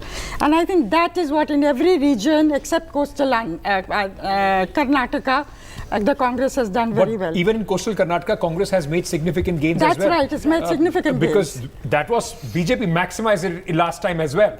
And if the Congress, Karthik, if I can bring you in, and then Alokji, talking about coastal Karnataka and the issues that were basically raised, it looked like at the end when the Prime Minister's campaign on the reservation, the Home Minister kept speaking about the Muslim quota.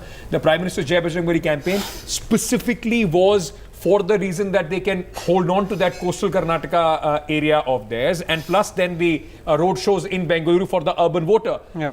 May I then suggest that with the Congress just mentioning the Bajrang Dal issue in their manifesto was possibly not a mistake that everybody was making out to be? It seems that the minority population is completely consolidated behind the Congress party. Well, hindsight is 2020, Ankit. So of course one can make that hypothesis now. But I'm pretty sure the Congress knew what they were getting into, right? Yeah. I mean, there would have been a calculated guess. My sense is that the sort of rhetoric on Bajrang Bali that was used in Karnataka was just not the sort of narrative that works in a state like Karnataka. So I think it was misplaced, but it is also possible that the BJP already knew. The point Ankit was making is that, yes, Bajrang Dal, whatever the point that they put in their manifesto, while, it got played out, I think, more in Delhi media more than anything than on the ground. But it also sent a message to the Muslim voters, and that consolidated for the Congress. I'm agreeing with that. I'm saying that yes, that could have well happened, and anyway the Muslims were consolidating behind the Congress. If you look at the opinion polls starting last year, they were giving them 125 plus. C voter was consistently doing that. My point is that when the BJP did that, What was the reason why they did that? A, I think they were trying to enthuse their cadre who they thought were very demotivated. Second, I also felt Prime Minister Modi already probably knew this was not happening. So this was a pitch for 2024, vis-a-vis 2023. So that is another possibility. Okay. But I think the broader theme is, Ankit, as you said, barring coastal, if you look at Karnataka, it's 6 regions, right? Congress has flipped 4 of those 6 regions in its favor. Yes. Bombay, Karnataka, Central Karnataka are citadels of the BJP with the very strong Lingayat presence. Last I checked at 1:40 p.m., Congress has won 33 out of 50 in Mumbai, Karnataka. In Central Karnataka, they were also ahead of the BJP. Old Mysore, they have gained at the expense of the JDS, where they are picking, and then Hyderabad, Karnataka, which is very important beyond Karnataka. Yes. Why is that important, Ankit? Hyderabad, Karnataka is 50% SC/ST plus Muslim. 28 out of 41 seats going to the Congress. This is as per 140, that might have increased because the seats have increased. This is where Mr. Kharge comes from. What this is telling you is that the Congress has been able to get the vote of the poor, disadvantaged groups. Of the 51 SC/ST seats. So the guarantees seems, the Labharti which used to be attached to the BJP seems to have somewhere worked for the Congress party, at least with the promises that they made. Another point here. Amongst the SC/ST seats, 51, Congress wins 33. Labharti. How do you define a Labharti? A Labharti of North India is not the same as the Labharti True, I agree, of Karnataka. but I'm just saying that this is something that used to work for the BJP. Yes. So at this moment, for the Congress party, there seems to have been a triple L model. The Labharti, or of course the people, those who could have benefit from the schemes and the guarantees that they made, the ladies, and keeping the election local. Yes. That The seems to local have worked issue. for the Congress party, isn't it? Well, let's take that one moment before we have to take a break. Let's go to Mr. Vats first. He's been listening to all the analysis and learning for the BJP here. What's the party is, of course, going to go into the analysis. I'm totally baffled and bewildered that despite doing so much good work there, why things went wrong. As ma'am had said, Nalini said that okay, Muslims consolidated behind them, but then the Hindus have also voted very strongly. 31% comes from there. Has the BJP made some mistakes, sir? Because traditionally Karnataka is not the same state like you see in North India. Karnataka, Ankit, is the 3rd largest economy in the country. This is because of the good work performed by the BJP. But this 40% thing ma'am was mentioning, I think this went down well with the people. Karnataka didn't become the 3rd largest economy because of the last 4 years of the BJP government. I mean, there has been successive governments as well of both the Congress and the BJP. Quickly, whoever cuts the ribbon takes the credit.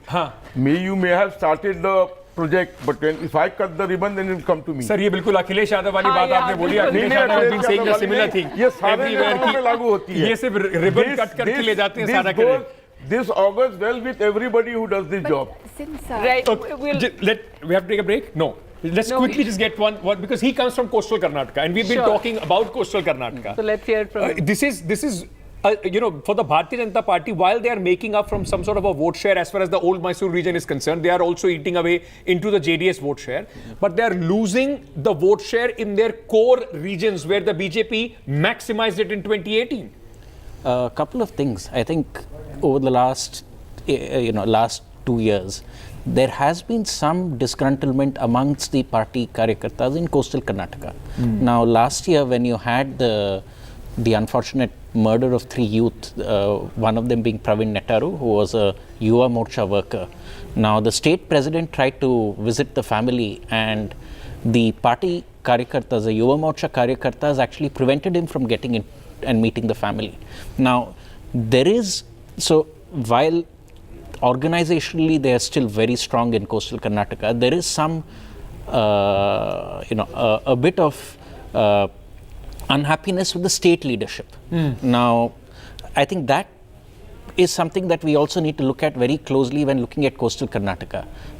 Though the Bajrang Bali and the Bajrang Dal issue could have made a difference, but at the end of the day, there is still some disgruntlement amongst the party karyakartas, which probably has played a role in the results we see in coastal Karnataka.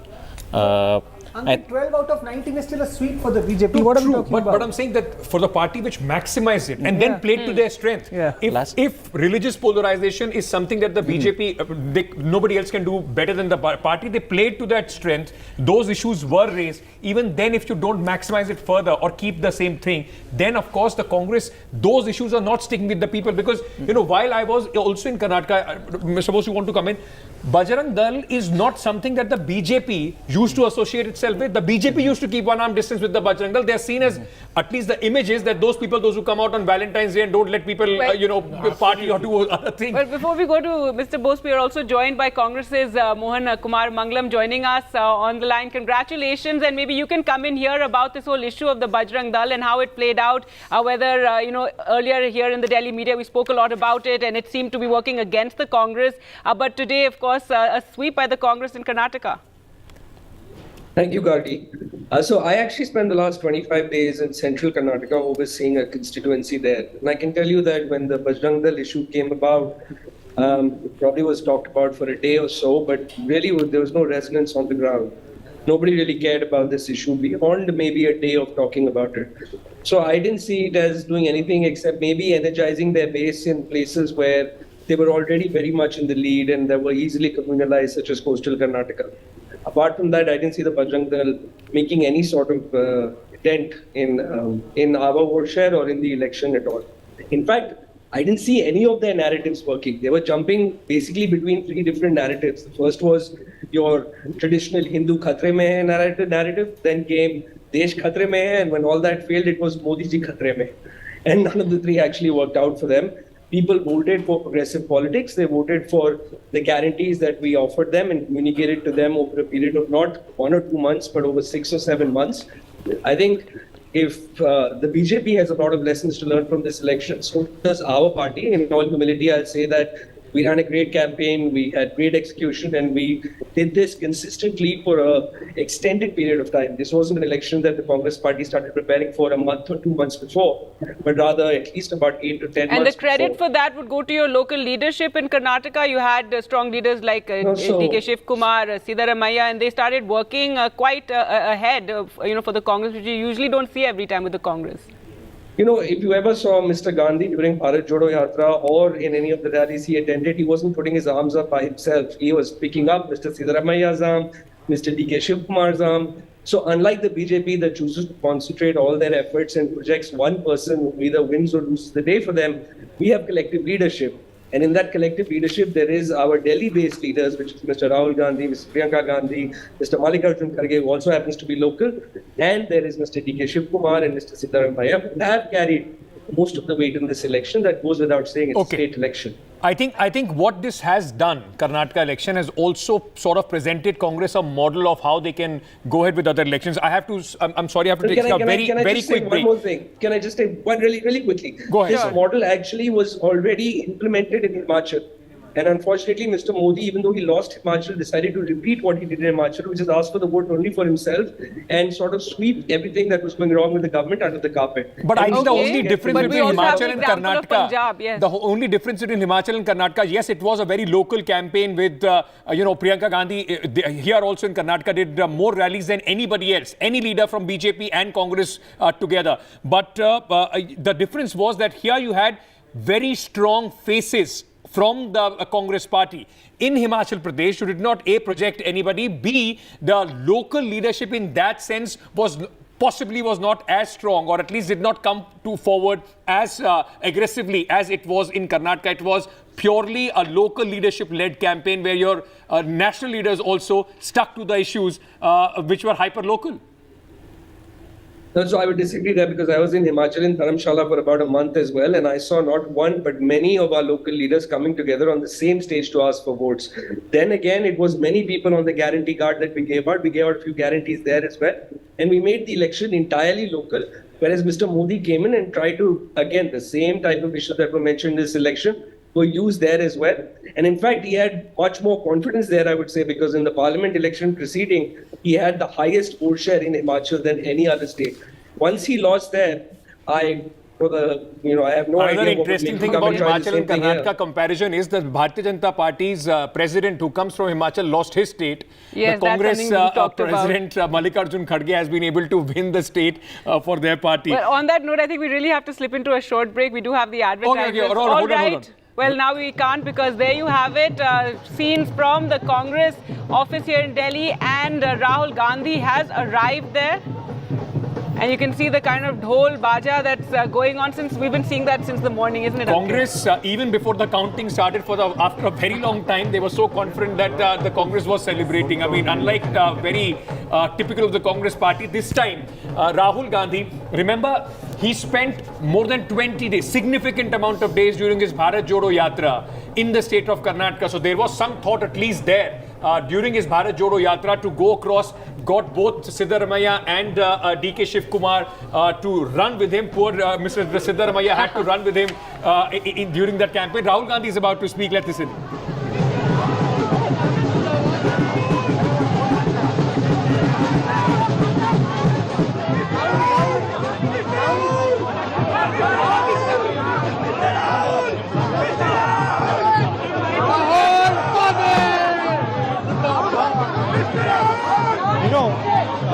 We should get that thing.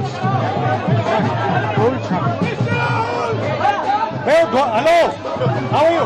वो ढोल बंद करा दो. राहुल जी जिंदाबाद. राहुल जी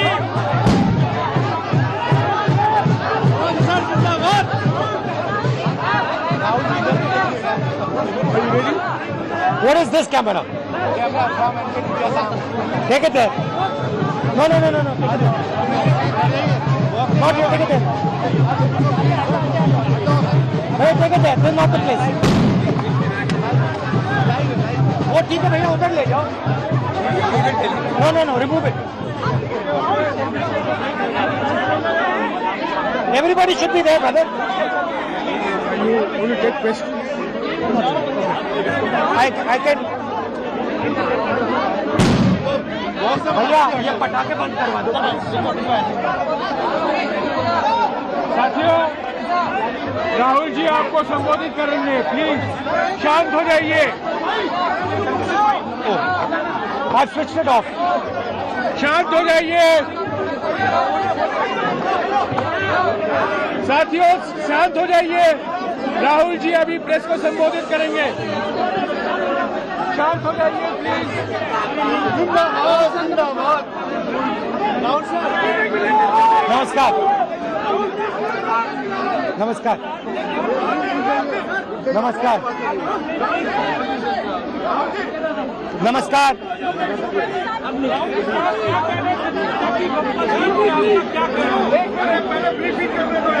एक minute पहले राहुल जी बोलेंगे.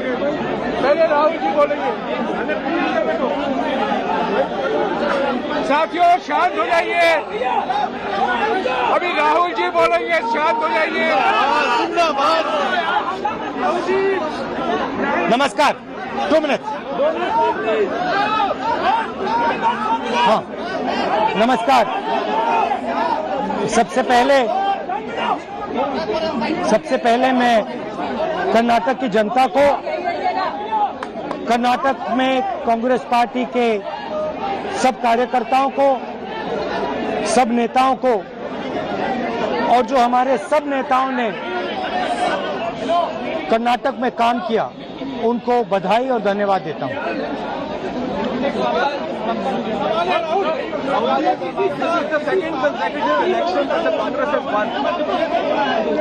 देखिए कर्नाटक के चुनाव में एक तरफ क्रोनी कैपिटलिस्ट की ताकत थी, दूसरी तरफ गरीब जनता की शक्ति थी, और शक्ति ने ताकत को हरा दिया. और यही हर स्टेट में होगा.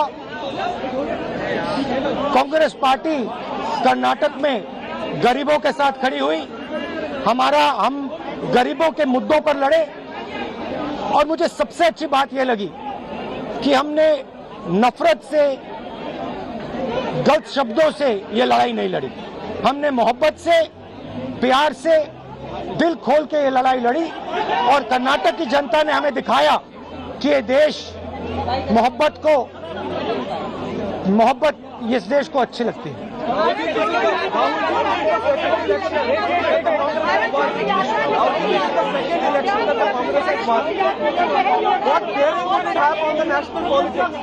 कर्नाटक में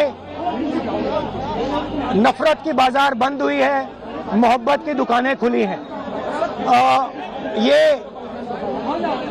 सबकी जीत है। सबसे पहले ये कर्नाटक की जनता की जीत है।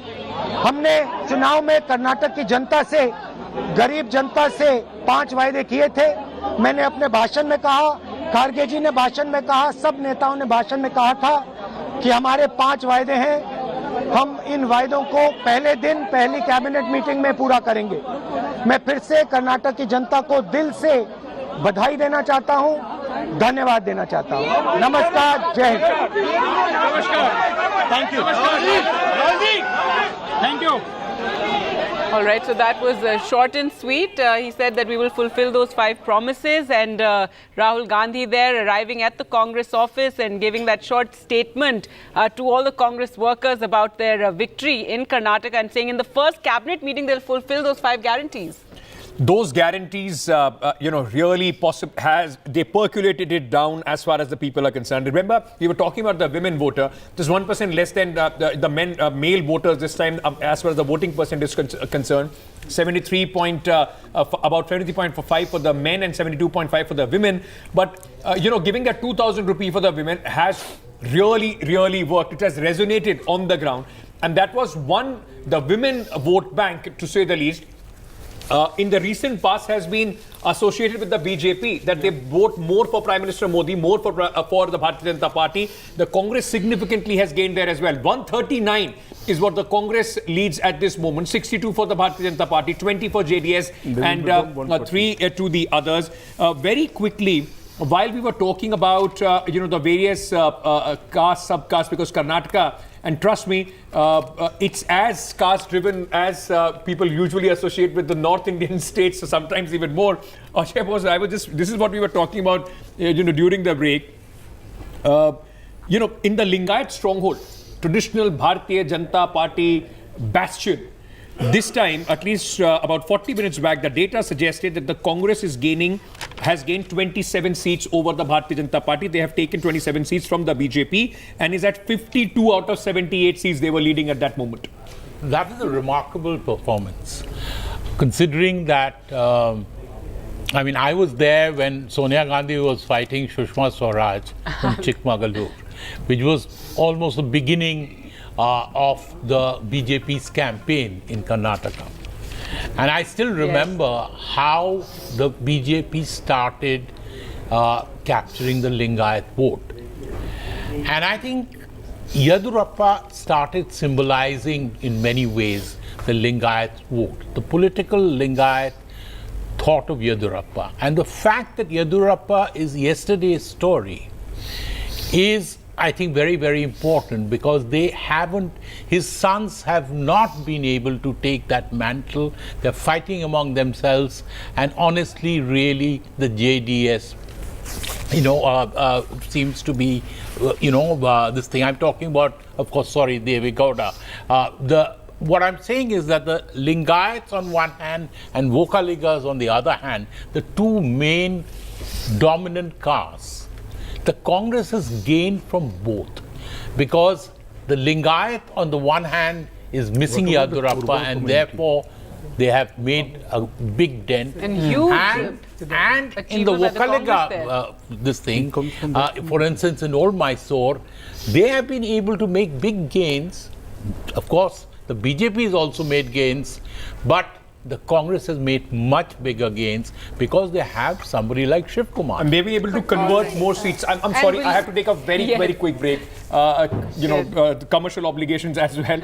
Quickly, we're slipping into a short break. Our continuous coverage here on NDTV continues. Stay tuned.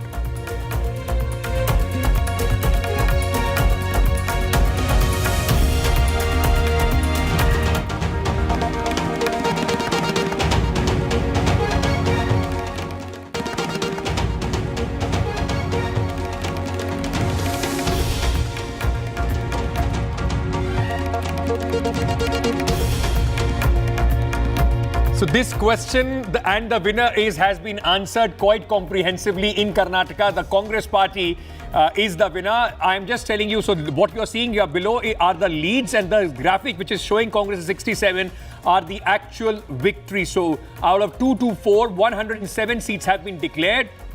And out of that, Congress is 67, BJP at 28, JDS at 11 at this moment. If you combine the results with the leads, Congress at 139. I think even if you go and speak to the Congress leaders, it would be far ahead of what they must have thought. Most of them privately were saying 125, 130 is what we are looking at, the best case scenario. Well, let's go across to our colleague Arvind, who joins us from the Congress office. And Arvind, we saw a short while ago, Rahul Gandhi came there. He gave a very short speech, but he said those 5 promises that they've made, the 5 guarantees, they're going to fulfill them in the first cabinet meeting or take them up at least.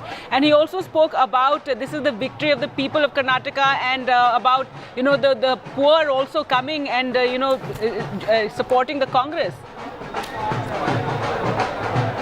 Yeah, Gargi, former Congress President Rahul Gandhi addressed the media here after Congress resounding victory in the state of Karnataka, wherein Rahul Gandhi said that hatred has been defeated in the state of Karnataka and it's a victory of power. That seems to be the message that former Congress President Rahul Gandhi has conveyed to the people of Karnataka and also people of the country after Congress winning Karnataka Assembly elections hands down. So what we are being told is that today evening there will be a meeting between Congress President Mallikarjun Kharge, senior Congress leader who is also the General Secretary organization, K.C. Venugopal, along with Randeep Surjewala, who is the General Secretary in charge of Karnataka. All these leaders will be having a meeting, and what we are being told is that at around 12 noon tomorrow, the Congress party will be convening the CLP meeting. That is the Congress Legislature Party meeting.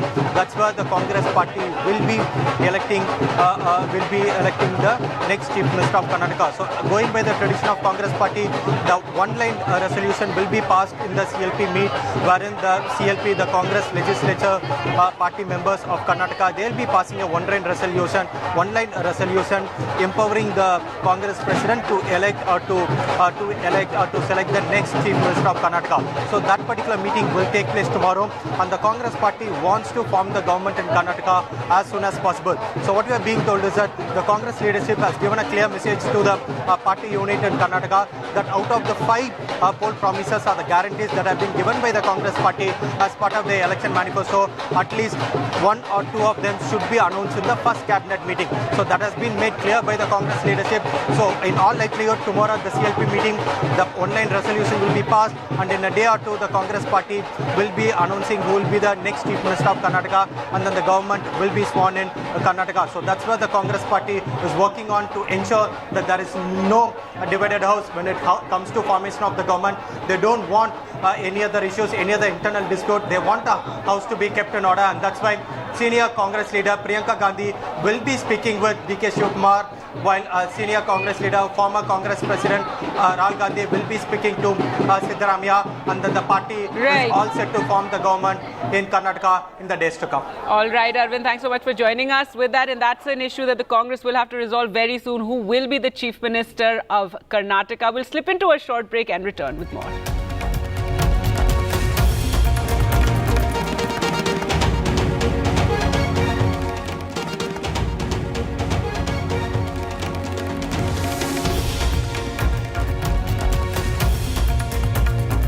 All right, welcome back. Karnataka has been a fascinating election to cover the campaign, and now, of course, fascinating to see these results, in fact, coming in at this moment.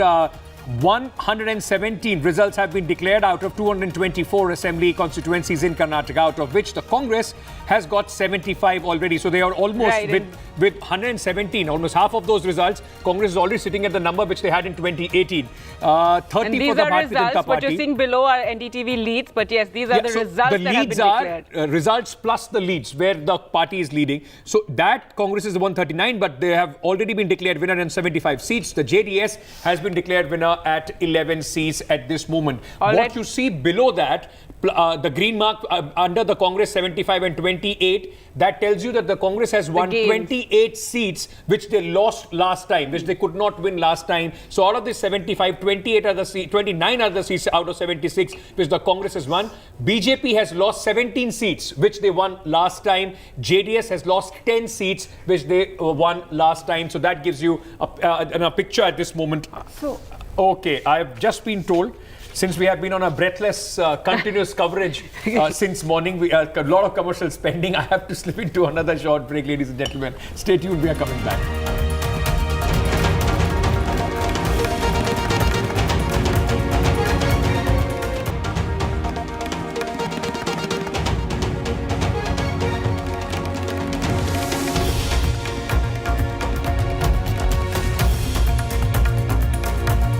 welcome. You're watching NDTV. Our program, the winner is, and we know who the winner is. It is the Congress in Karnataka. And there you can see the results that are now in. Remember, so far, the numbers that NDTV is showing you are the leads. But these are the results. 128 seats have been declared. So 82 seats for the Congress and BJP with 32. And the JDS 13. The Congress has gained 32 seats. So these are 32 seats that they had lost the last time around, and they have gained those 32 seats. So far, the leads that NDTV is showing 139 for the Congress. So a sweep in Karnataka for the Congress. We've been talking to all our analysts here, but let's now also go across to someone who's been waiting very patiently, and we can go across now to Mr. Shankar Shetty, who's joining us as well. Thank you so much for your patience. And now, if we've been analyzing these results and what worked for the Congress, the 40% campaign that they had, the pro-poor campaign that they had, something that they've had in other states as well. But why do you think it's worked so well here, so much that we're seeing this massive sweep for the Congress? See, in Karnataka, the same government is not repeated since 1985. But this time what happened, no? After the removal of Yediyurappa from the chief ministership 2 years back, the fall down of the BJP started. Actually, Yediyurappa is the well-defined leader of BJP, and he is the master leader of not only his community Lingayat, and he is the master leader of all the communities. Lingayat is the very dominating community in Karnataka. Once he has been removed from the chief ministership and he has submitted his resignation with the tears, people of the Lingayat caste has one-sided they are voting for BJP. This time their vote has been splitted, and some around 30% of the votes have gone to Congress also.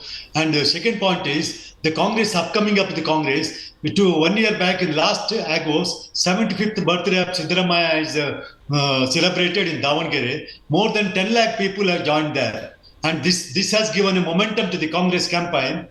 And in fact, he is the mass leader. And you may be aware of that, whichever the survey it may be, who is the best preferred Chief Minister of Karnataka, around 35% of the people are voting for Siddaramaiah, and only 15% are voting for Bommai, and around 10-12% are voting for DK Kumar. People voting 5% for the DK Kumar. But this election is the joint leadership of DK Kumar and Siddaramaiah. DK Kumar led in the front as the leader of the party of the state union. He led in the all right. And he is the real. Well, now the focus is on who is going to be Chief Minister of Karnataka, and in between this issue that we've seen between DK Shiv Kumar and Siddaramaiah, we also have Mr. Naresh Arora joining us, Congress campaign strategist, and congratulations, quite the victory. It's a sweep. 139 are the leads that NDTV is currently showing. We just heard from Mr. Shankar Shetty talking about more about what did not work for the BJP, with the fact that they did not have a leader like Yediyurappa. But tell us about what worked for the Congress here, and we have many analysts in studio talking about how this time the Congress really hit the ground running. Your leadership, DK Shiv Kumar as well as Siddaramaiah, this 40% campaign that you ran, also the campaign, the pro-poor promises that were made, and that is something that you really managed to, put out there to the public, and that seems to have translated into this support. First of all, thank you, Gargi, for your wishes. Yes, it is a very sweet moment today after 2 years of hard work. And I have seen some of the television since morning because I was not able to, but I have seen one thing missing from the analytic part, and that is about the sustained campaign of 2 years. It is not a campaign of 6 months or 3 months. It is a campaign of 2 years, 2.5 years since Mr. Shiv Kumar became the president. And it has the biggest difference between this campaign or any other Congress campaign has been the time taken to swell. And it has been a sustained campaign. It has not relented even for a day. And that is what people like. People always praise and reward hard work. And that is what I think that today's results indicate. And is this a template that we're going to see the Congress perhaps using going forward, considering how successful it has been here in Karnataka? You also have the Rajasthan elections. I think you're involved with that. Is this something that the Congress will now realize that this is how they have to fight these elections? First of all, Gargi, you cannot buy time with money. You have seen in the past Congress people, Congress leaders keep complaining about the the endless resources which BJP pumps in. But resources alone cannot or win or determine an election. They cannot buy time. And even if Congress would be able to match them with resources, they will not be able to get the time and the hard work which BJP puts on the ground. Regarding a template, I'll just take you back 5 years. When Chhattisgarh election was won, it was based on a very different kind of a campaign, which the Congress top leadership was also in acknowledgement of, but then it was not replicated. Every state has a different dynamic, first of all. And then the people who decide, people who run these or take these decisions need to remember that you have to ensure that you have time in hand and you don't do flash in a pan kind of activities. You need to do things relentlessly and consistently. All right, and everybody in Delhi and everybody on the news channels have analyzed what the whole Bajrang Dal controversy, what it meant for the Congress, what it meant for the BJP. In your mind, how did that work or not work on the ground? Honestly, in our trackers, in our surveys, it was never a factor on the ground. The election, the polarization template, which generally is associated with BJP, was never working on the ground. I have seen it in last 2 years. It never worked. Whether it was at the height and peak of halal and hijab kind of controversies, our trackers never showed any kind of a vote-changing resonance with the people. Yes, these are media conversations. These are conversations for social media. But if you ask me that if the voting pattern was being affected, I never saw that. At least in my surveys, it was never on the, never seen. So similar was the case. All right, well, let's move away from that. But what has been quite significant, and all our analysts are, looking at these numbers and vote share and talking about how the Congress has managed this time to capture a significant amount of the Lingayat vote. Yes, see, of course, when Mr. Yediyurappa was removed from the chief ministership and Mr. Bommai was sworn in, there was a big heartbreak amongst the Lingayat vote bank, which was reflected in our understanding, in our assessments on the ground also. And I think somewhere that has come to hit BJP back. Secondly, I also see, I might be seen as something which I might be in a biased manner, but Mr. Shiv Kumar has been working very consistently with the Lingayat Mutt Swamijis, the ones who actually influence, who have a very big role in these elections because they determine they are running some social organizations and they are a big influence players in the field of it. And Mr. Shiv Kumar had built quite good relationship with them, and Lingayat vote was, according to our assessment, it was always coming to Congress and it was going away from BJP. All right. Well, thank you so much, Naresh Arora, for joining us here on NDTV. Well, we'll continue to analyze those results. And yes, Nalini Singh. You're asking yes, Yediyurappa. This result today has made the Yediyurappas relevant for the next 5 years. If the BJP had won, then Yediyurappa would not be relevant, but it shows that you cannot insult anybody in politics. So therefore, any arrogance or anything saying that I am the, it's me and mine, that doesn't seem to be working. And with great regard for the fact that I'm speaking about the Prime Minister, but at the moment I'm speaking about Mr. Narendra Modi, the campaigner, to say, to take up questions, of course, Bajrang Bali, but to take up a manufactured outrage on sovereignty. Who can say in the last 50 years nobody has said that that Karnataka will secede from India, or even implying that. So I think that is one, and the other one is that we... Do you think that was a sense of desperation, because it was a rather silly sort of issue for the BJP to raise up going to the election commission, and but they really I think it was propagated kind of linked, it and were quite linked to the continuing topic of nationalism in a way. How dare you touch? But nobody was touching. People saw through that. But I must say that Gargi, he's talking about money.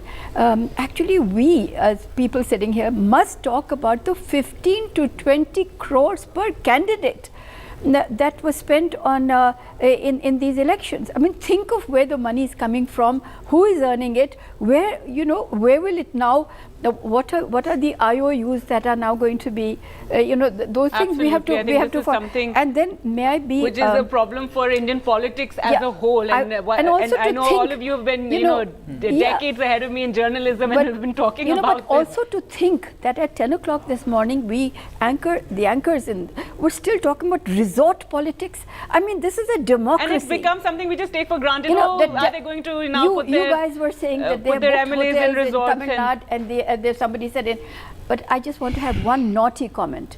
What is the Godi media thinking today? Well, I think that we'll have to ask them, but yes, Ajay. Gargi, I want to raise a larger point here. Because with this terrible defeat in Karnataka, the BJP has lost its only foothold in southern India. We heard Mr. Bhupesh Baghel say that absolutely. BJP moved and I think that South that India. has a significance which is beyond just losing one state. If you look at South India, the BJP's prospects doesn't look particularly good. The Congress doesn't look particularly good either, except this victory in Karnataka, but it's basically now missing from all the other South Indian states where regional parties have taken over. And if you see the Congress party in Karnataka, it has won because it has fought like a regional party. Its regional leaders were very much in the trenches and they were the ones who were doing the fighting. So I think that has a larger impact in the run-up to the 2024 elections. Because I think the fact that there is no BJP government in South India does have a larger impact on popular perceptions across the country that maybe the Modi juggernaut is not that invincible. Since Though we've the Prime always seen Minister the BJP chose, comes back so, even, a lot of show, we are just sort of, we are looking at, I mean, they don't rest. It's not like they'll sit and think about this too long. They'll be out there and campaigning the next. But this has a significance. The fact that the BJP was conquering new territory, and the fact that it has stopped, and in South India, somehow it's on the retreat, I mean, it's Southern I don't know. Citadel. I'll get quick remarks. Yes, Katya, just Nirja I as want well. to make 2 points. Yes. One is a takeaway that the BJP's, Narendra Modi's effort to Hinduize the election in the last lap did not work or didn't have the kind of traction that they'd hoped for. Because Karnataka is very highly diverse place. There is I think we also spoke about you can't use the Gujarat model here in Karnataka. And yes. To expect that Hindu, the Lingayat versus the Hindu conflict. Lingayats think they have their own religion. So those, I think they miscalculated in having a homogeneous formula. Number two, what is going to be the implication of the minorities gravitating so solidly behind the Congress party? I think it may affect the efforts at national unity in the opposition. Will Mamata Banerjee be forced to rethink an alliance with the Congress party? Because, if the Muslims are going to get divided and go towards the Congress, then that's going to be problematic. With Arvind Kejriwal be forced to rethink. Right. So I yes, think because we're all talking about the impact this will have on 2024. And I know many of you analysts are saying it's not going to have such an impact. Perhaps not for the BJP, but for the Congress. Karthikeya, yes, you wanted to come in here? I was just saying Ajay Das' point about extrapolation to 2024. I would just sort of pause for now. Sure. Because it's a little tricky, because the surveys were suggesting a dichotomous sort of result, which is that, yes, we'll vote for the Congress now, but a year from now, Karnataka might well vote for the BJP when Prime Minister Modi is on the ticket. Yeah. Now, that's not true for Kerala. But does it mean a lot for the Congress going into 2024? That'll be a very, it's like a T20 game and a test match. You just can't compare averages, So my point is that there are to energize them. Yes, that's correct. Energize resources. Organizationally, it gives the central leadership a little more headroom to, tackle things like Rajasthan, right? Yes. And then what is the positive spillover of Karnataka onto Telangana? Because, by the way, Revanth Reddy happens to be a close confidant of DK Shiv Kumar, right? So, all these things, there are wheels within wheels. But my point is that BJP is in the south active in 2 states, Karnataka and Telangana. Tamil Nadu, Andhra, Kerala, nothing happening. So I will not be surprised that despite a poor showing now in Karnataka and in Telangana later this year, they still do sort of reasonably well in the national elections. I think the point that Ajay is making is that this whole claim of a pan-India party, yes, that can be deflated. To what extent are you accepted when it comes to local issues? Right. For sure. No, so and that is not just South. That's also the impact East. for 2024 will also be how the other opposition parties take the Congress. I just want very quickly, I just want to say about 2024 from today's result. a lot will depend on what is the margin, the winning margin of the Congress party, of the Congress MLAs. If the winning margin is huge, I find that it is it throws its shadow into the next election also, even to 2024 national elections. Shankar Shetty, I'll just come to you. I have to go across to my colleague Pratibha. She's been waiting for a long time. She's at Mr. Kharge's residence. And Pratibha, now the focus really shifts to the meetings that are going to be taking place. We heard Priyanka Gandhi Vadra is going to be speaking to DK Shiv Kumar, and the other leadership will be speaking to Siddaramaiah. And now the focus, and Mr. Kharge also obviously playing the key role in what happens next. Who will be Chief Minister?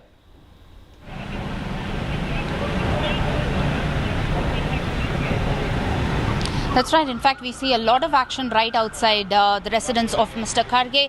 A little while ago, Congress's working president, Mr. Salim Ahmed, was here, and now we get to know that Mr. Surjewala is also here at Mr. Kharge's residence. In fact, all the top leaders would be meeting, having a closed-door meeting with Kharge to find out what will be the next course of action of the Congress.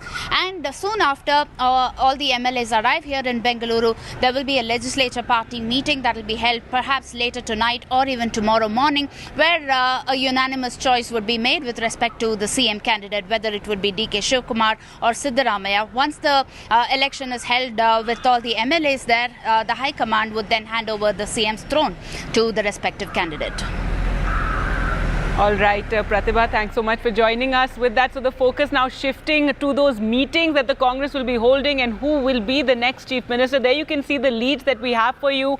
139 for the Congress. It's been a sweep for the Congress party, and a lot of analysis on the vote share and the regions that the Congress has done well in, the regions that the BJP has managed to hold on, or the new regions the BJP has found support in. So that has been another key factor that everybody is watching very closely. Will this now translate into some sort of formula for the Congress where your strong leadership on the ground and you work hard towards the elections? As we heard from the campaign manager of the Congress, he said for the last 2 years it wasn't a day of rest, and they've had quite an energetic campaign there on the ground. Rahul Gandhi came out and spoke at the Congress headquarters, and he thanked the people of Karnataka and the poor of Karnataka, because remember there were those 5 appeals that they made, 5 promises that they made to the people of Karnataka, and promises that they say they will, work on in the first meeting that the cabinet of Karnataka, the new government, that it will hold. And he thanked the poor of Karnataka. So that has been something that has been very interesting to watch. Shankar Shetty, yes, you wanted to make a point here. I just want to answer him. Just one moment.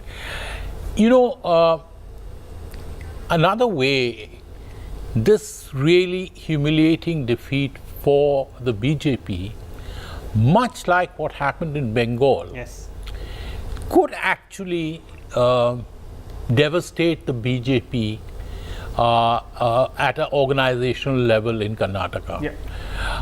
And given the fact that BJP's strongman Santosh doesn't get along at all with Yediyurappa, I have a feeling that it could hit, just like in Bengal, in the Lok Sabha polls, the BJP is not expecting very much. It could really drastically come down. And in Karnataka, where you very correctly say that they do well in national polls, this could happen. When your organization at the grassroots level, it doesn't matter who's the Prime Minister. It's the same thing like in Kerala. Right, and this is something the Congress needs to learn about, having the strong leaders and giving them that free hand. It took a while before they made DK Shiv Kumar also the head of the Congress in Karnataka. For the Congress, we must remember that it is still a dying party. It is a party which has diminished so much in so many states that is almost impossible to resurrect. You can't really resurrect the Congress in many states. But as a point that was made earlier, is perhaps this will also give them some more sort of room for maneuvering when it comes to agreements with other opposition parties. But they have to act like a regional party. Right, Sanjal Shastri, yes, come in. I think I would still hesitate to read too much into what it'll have, this impact of this result next year.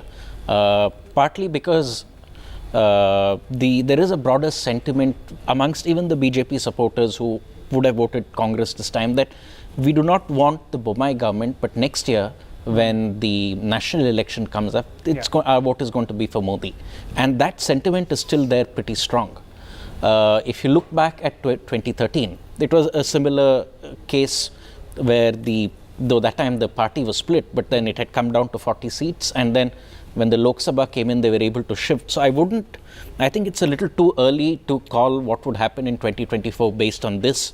But the current results, I think, have two important implications for BJP. One is they would need to rethink their whole Karnataka strategy. With Yediyurappa around a vote base built around the Lingayat community, and then sort of building on that. It took them to the crescendo in 2018, which brought them a few seats short of majority, but didn't get them a majority. So if they need to build on this, or in future to get into a past 113, they would need to rethink the strategy and probably go back to the drawing board. And knowing the BJP, they would probably. I have to go across now. We're joined by. Gargi, if what Ajay Dai is saying has to happen, the Congress will have to have a no prisoners taken approach in Karnataka then. Yeah, for next year. All right, well, let's ask that to Bhavya Narasimha Murthy joining us, Congress spokesperson, and congratulations. It's been quite the sweep. 138 is what our leads are currently showing us, and now the focus now shifting to who will be the chief minister, and that is something I'm sure the Congress leadership would want to get resolved as soon as possible. Yes, ma'am, definitely. And we have a process how we select our chief ministers.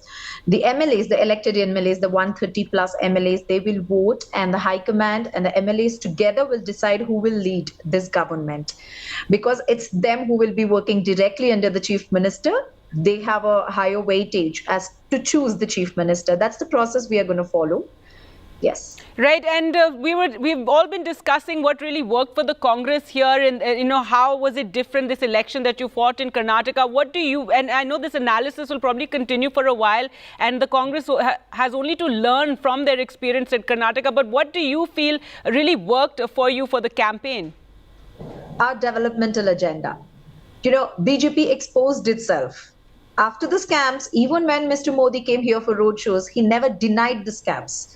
Instead, he tried to, give stories from the previous generation and say other than denying the 40% scam. There was one thing.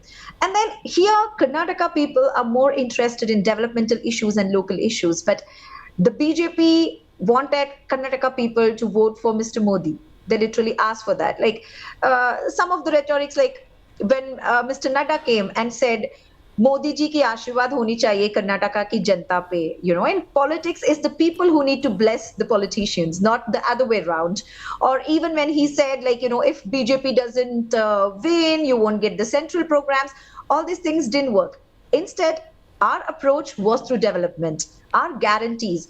And I would like to give two examples of how scientifically we derived these guarantees. One of our guarantees is about free travel on public transport for women.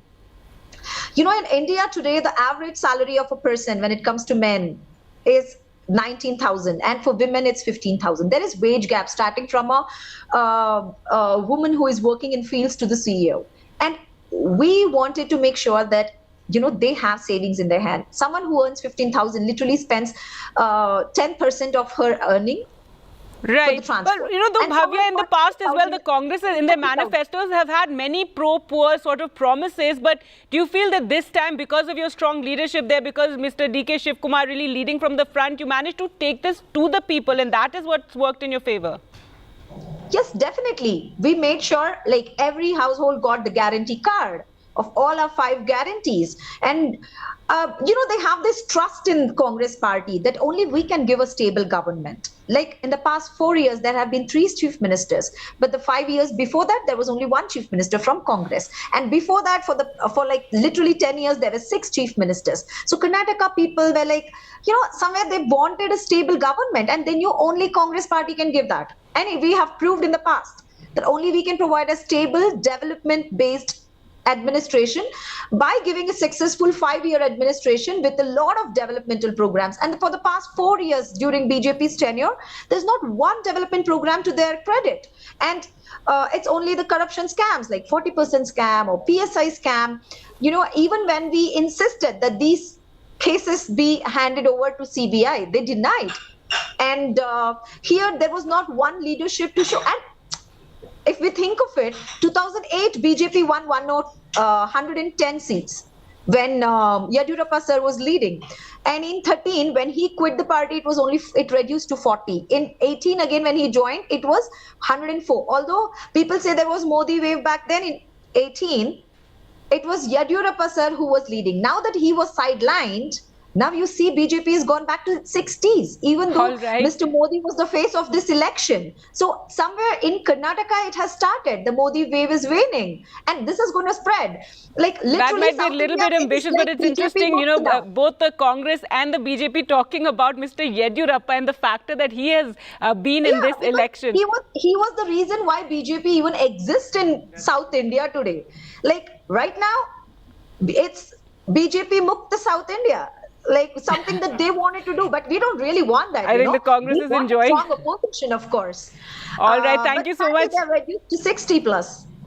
Right, thank you so much, Bhavya, for joining us. And Karthikeya, that's very interesting, the Yediyurappa factor, which both the BJP and Congress are talking about in connection with these results we're seeing today. They both want the Lingayat votes to move towards them, right? So why shouldn't they? I mean, but she's right. It's not an exaggeration to say that it was the Yediyurappa BJP that sort of won mandates for the BJP in the early 2000s, and then in 2018 also, whatever seats they got.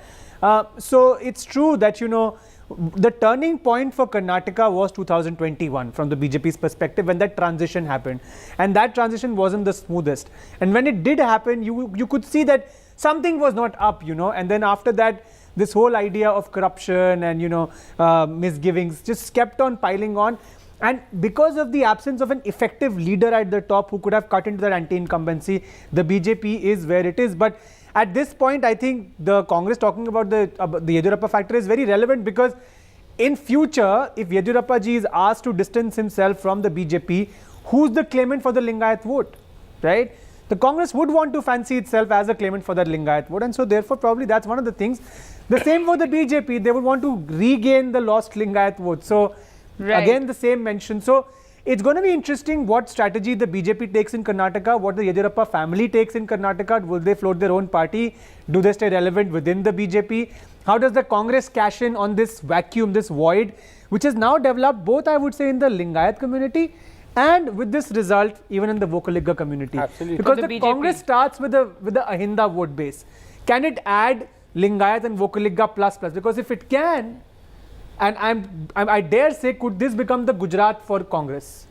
You know, where it's like it's a fiefdom of sorts, where that's very interesting. I mean, there is a vacuum. Yeah, early days yet. You're right, Gargi, because I think that the Congress may be on the cusp, unless the BJP takes drastic steps to change the scenario. But the fact of the matter is that the Congress does have, because of Sitaramaiah, the lower caste, the Dalit vote more than the BJP. It now has a very, very effective Vocaliga leader, and we are looking at two aged leaders. One is Devegowda. He is very old, and everybody realizes that he's over. This was his last election. And Yediyurappa is also aged. It is really, unlikely that he will have another resurrection at this age. In which case, the Congress could, as he very correctly says, be, in a very good position. And although Karnataka doesn't have many seats, this will have an impact on 2024, because after all, we all know that the BJP will be the largest party in 2024. I don't think there's any doubt about that. All right. But what the $1 million question is, whether it will get a majority of its own.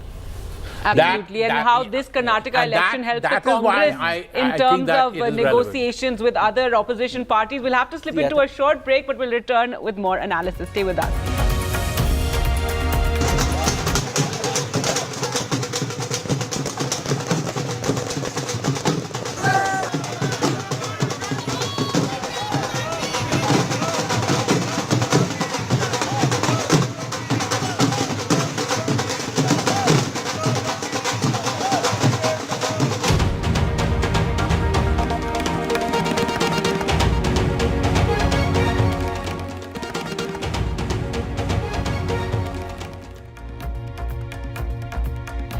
Welcome back. Well, you're watching our special coverage as the Karnataka results have emerged. A clear victory, a sweep for the Congress party, leading in 137 seats there. And there you can see the results, 224.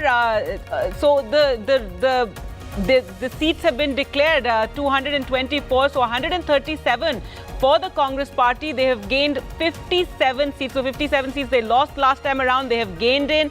And for the BJP, well, this is the declared number right now, 108, with the Congress up 45, the BJP 44 and the JDS 15. The leads are 137 currently. So 170 seats declared so far. We've been talking about what next for the Congress in the sense who is going to be Chief Minister. What we have learned is that the Congress is going to be holding a meeting today itself. Earlier the news was that the meeting, the Congress of the CLP, was going to be tomorrow to decide on who will be Chief Minister. But now we have learned, NDTV Sunil Prabhu breaking that news, that it's going to be today itself. Today evening is when the Congress CLP will meet to decide on who will be the Chief Minister. Also interesting to bring in here is that Bengal Chief Minister Mamata Banerjee, she has tweeted on these results saying, "My salutations to the people of Karnataka for their decisive mandate in favor of change. Brute authoritarian and majoritarian politics is vanquished when people want plurality and democracy." But this is the important point which we've been talking here in studio about what this means going forward in 2024. And while of course it's very difficult to extrapolate a state election to the national elections, what is interesting is this will be a big boost for the Congress, especially when it comes to reaching out to other opposition leaders like Mamata Banerjee. Let's just listen into what Rahul Gandhi said earlier. He was at the Congress headquarters where he gave that victory speech. He congratulated the people of Karnataka. He thanked them for their support. He also said this is a vote by the poor people of Karnataka, talking about the 5 guarantees that the Congress made to the people of the state. Let's just listen to what he said. Congress party Karnataka में गरीबों के साथ खड़ी हुई, हम गरीबों के मुद्दों पर लड़े। और मुझे सबसे अच्छी बात यह लगी कि हमने नफरत से, गलत शब्दों से ये लड़ाई नहीं लड़ी। हमने मोहब्बत से, प्यार से, दिल खोल के ये लड़ाई लड़ी। और कर्नाटक की जनता ने हमें दिखाया कि ये देश मोहब्बत इस देश को अच्छी लगती है। कर्नाटक में नफरत की बाजार बंद हुई है, मोहब्बत की दुकानें खुली हैं। हमने चुनाव में कर्नाटक की जनता से, गरीब जनता से 5 वायदे किए थे। मैंने अपने भाषण में कहा, खारगे जी ने भाषण में कहा, सब नेताओं ने भाषण में कहा था कि हमारे 5 वायदे हैं, हम इन वायदों को पहले दिन पहली कैबिनेट मीटिंग में पूरा करेंगे। Right, so Rahul Gandhi making that pledge that those 5 guarantees, they will resolve them as soon as possible. At the first cabinet meeting, they will take up those issues. And remember, those were promises to the poor. Ajay, we've been talking about how this appealed to the poor in the state. And Rahul Gandhi talking about how this is a victory for love. All that is very simplistic. But when we were talking ahead of the results coming out, everybody was speaking about how Karnataka has always had this revolving door elections. And we've always had another party coming in. So why is this different from that? Why do you think that this is not that usual, one time the BJP, the other time the Congress? Why is this different? Well, last time the Congress snatched a BJP win, well, not a particularly convincing win, but sure, they were the largest party, 108, definitely. Yes. And the Congress did something which was very strange. It allowed a much smaller party to get the Chief Minister's post. Now, had this succeeded, and that when it happened, it was seen as a great coup. But unfortunately, for the Congress, the whole thing collapsed. It was a weak government. It was a very weak stable government. And you had Kumaraswamy crying several times. Yeah, didn't quite, make the real grade as Chief Minister. So I think the Congress seemed as if it had lost it forever in Karnataka. The fact that it was able to resurrect itself, I think is very creditable, because the Congress did not panic, and its regional leaders, instead of fighting each other or joining the BJP, sure, It did not. Kartikeya going so far as to say that this could become like a Congress stronghold, the state of Karnataka. And the BJP, on the other hand, had a supreme opportunity in really establishing a stranglehold over Karnataka. And that is why I think it is very, very important that a South Indian bastion for the Congress, for the BJP, would have been, I think, a huge jewel in Narendra Modi's crown. Instead, now you have Congress leaders saying that South India mukt the BJP. But let's go across to Sunil Prabhu, who has that big breaking news. Sunil, the Congress is going to meet today itself to decide on who leads Karnataka? That's right. They will have a CLP meeting that's likely to be held later this evening. As I speak, the Congress President, Mr. Karge, along with Mr. Randeep Surjewala, who is in charge of Karnataka, General Secretary of Mr. Venugopal, the finance, and it's unlikely that the chief different path take an appropriate decision. But then certain ML before finance and all right, we will try and go back to Sunil there. The line not very clear, but the key point is that the Congress is going to hold a meeting today itself, today evening itself, to decide on who will be the chief minister. As we know, it is between Mr. D.K. Shivkumar as well as Siddaramaiah, and the Congress clearly not wanting this to fester too long, and this, the sweetness of this victory in a sense to turn somewhat bitter. But yes, Kartikeya, you were making a point earlier. To your question that, it alternates. I think we are now past the point where it's as simple as just simply alternating by default. The revolving...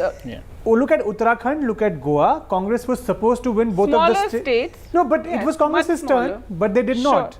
So, because again, they did not fight it as energetically as we've seen them fight here in Karnataka. Today, the voter has become smart enough to say that even if I'm upset with the government, you as the opposition can't just think that you are the default option. It's interesting in Uttarakhand as well, they kept changing the chief minister and it worked. I mean, it also worked because the Congress's campaign was very lackluster. Exactly, and Harish Rawat, who's the biggest face in Uttarakhand politics, until the last moment was fighting the political battle in Punjab. He was the Punjab in charge of the Congress. So essentially, the Congress squandered these two states, which was theirs for the taking. So I think it's not anymore by default. So therefore, this victory is as much about anti-incumbency as it is about the Congress's ability to have cashed in on that anti-incumbency using a very credible state leadership, a very successful campaign, and with all sort of checking all the right boxes in order all right, checking all the right boxes. Let's just take that to Mr. Pawan Khera, who now joins us. Congratulations, Mr. Khera. And, it's quite the defeat for the BJP and a sweep for the Congress in Karnataka. First up, we're talking about who will be Chief Minister, and that meeting will take place today itself. Thank you so much, and let us first give us some time to at least enjoy the victory. Why do you ask difficult questions? Because that will make it more challenging for the Congress itself. It'll be a problem for the Congress itself if you let this fester too long. There is no problem at all, and let the legislative party meet, and then whatever they communicate to the leadership will be the decision. All right, what is the impact and we've been talking about this in studio, about what this means for 2024. I know right now you're just enjoying the victory, but we have to analyze all these, the figures and what it means in the political realm. So what do you think this victory for the Congress means for 2024? I think what this victory, like Himachal, signifies is the counter narrative brought about by the Bharat Jodo Yatra. What we were lacking was that even when we spoke the truth, I think we whispered our truth, and they lied loudly. That's what has changed both in Himachal and in Karnataka. Now we are heard. And does the credit for that not go to, the fact that on the ground you had a Mr. D.K. Shivkumar, Siddaramaiah, all of them were working. We were speaking to one of the campaign managers, and he said we've not had a day of rest for the last 2 years. So that sort of energy, the fact that if you push that energy on the ground, Because you've been talking about, poverty, about inflation, about price rise in other states as well, but it somehow has not translated into support the way it has today in Karnataka, and that means the message got across. No, of course, the energy of our leadership in the state, the guidance of Mr. Kharge, who is a very seasoned man and also happens to be from that state, our young campaigners, our young leaders like Rahulji and Priyankaji, I think everything fell into place, and our narrative was something which had a lot of resonance across the entire state. All right, and we're hearing that the meeting that the Congress, today itself, the Congress will be meeting there in Bengaluru to decide on the chief ministership, and they're going to leave it to the High Command? You know our process, the CLP meets and they decide whatever decision, whatever resolution the CLP makes is what the party leadership then finally goes by.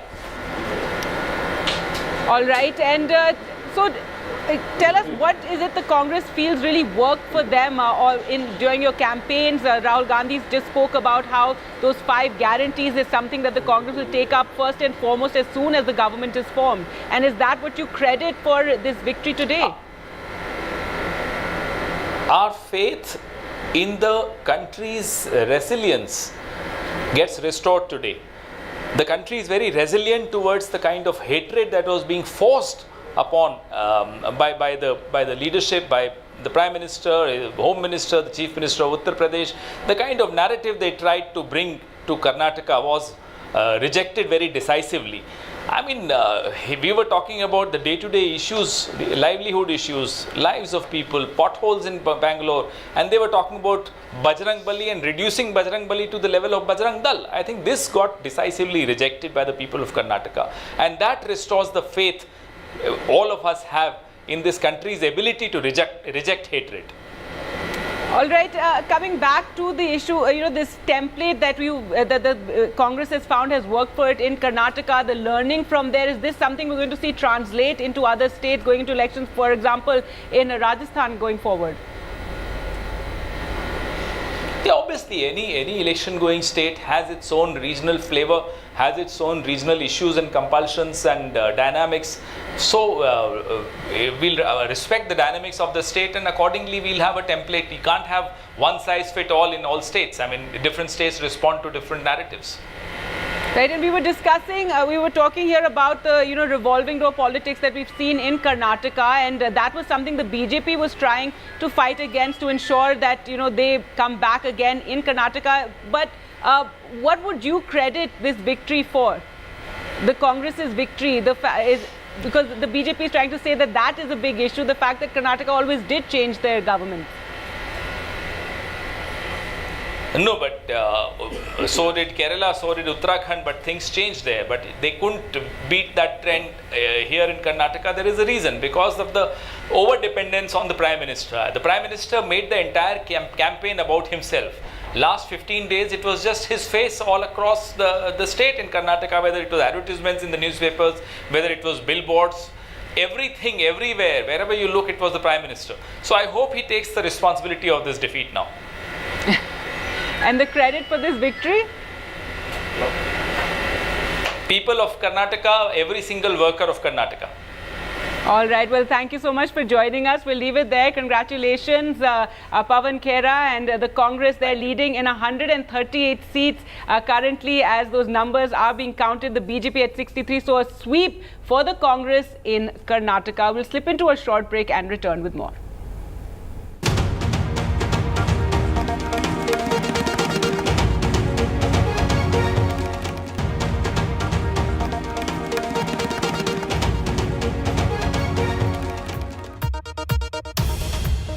Welcome back. We're bringing you the Karnataka results. The BJP has lost its only citadel in the south, and the Congress a resounding victory for them in the state. The Congress, there you can see the results. 178 seats have been declared. So the results for these seats have been declared. The Congress winning in 110 of them, up by 45. So last time 45 seats that they had lost, they have won those seats this time around. The BJP at 48, JDS at 17, others at 3. So these are the results that have been declared so far. Now, what we can tell you about the Congress is they're going to be holding a meeting, their CLP meeting today itself, a high-level meeting to talk about and discuss who will be the Chief Minister, because that is the big question now. While the winner is, of course, the Congress in Karnataka, the question is who will be the Chief Minister? Will it be Mr. D.K. Shivkumar or will it be Mr. Siddaramaiah? That meeting will take place today itself, and what we have learned from sources is that the decision will be to leave the decision to the Congress's top leadership. So they're going to leave it to the Congress in Delhi to decide on who will be the Chief Minister. Let's just listen into what Mr. D.K. Shivkumar said. People have exposed faith in us. The leaders have supported us. It is a collective leadership and we have jointly worked. I have said in the beginning, joining together is the beginning. On the day I took the oath, thinking together is the progress, working together is the success. That is what I said on the day. I assured Srimati Sonia Gandhi, Rahul Gandhi and Priyanka Gandhi that, and Mr. Mallikarjun Kharge, that I will deliver Karnataka to their fold. I can't forget Srimati Sonia Gandhi coming to meet me in jail when all these BJP people put me under jail. So I rather choose to be in jail than having an office. That is the confidence what Gandhi family and the Congress party in the entire country restored on me. All right, Thierry D.K. Shivkumar, his first statements after this resounding victory of the Congress party, talking about the time that he had been sent to jail, how Sonia Gandhi came and met him there, and that is when he said he made the promise to her that he would deliver Karnataka to her. But will he be the next Chief Minister of Karnataka? That's the big question now. We'll slip into a short break and return with more. Stay with us.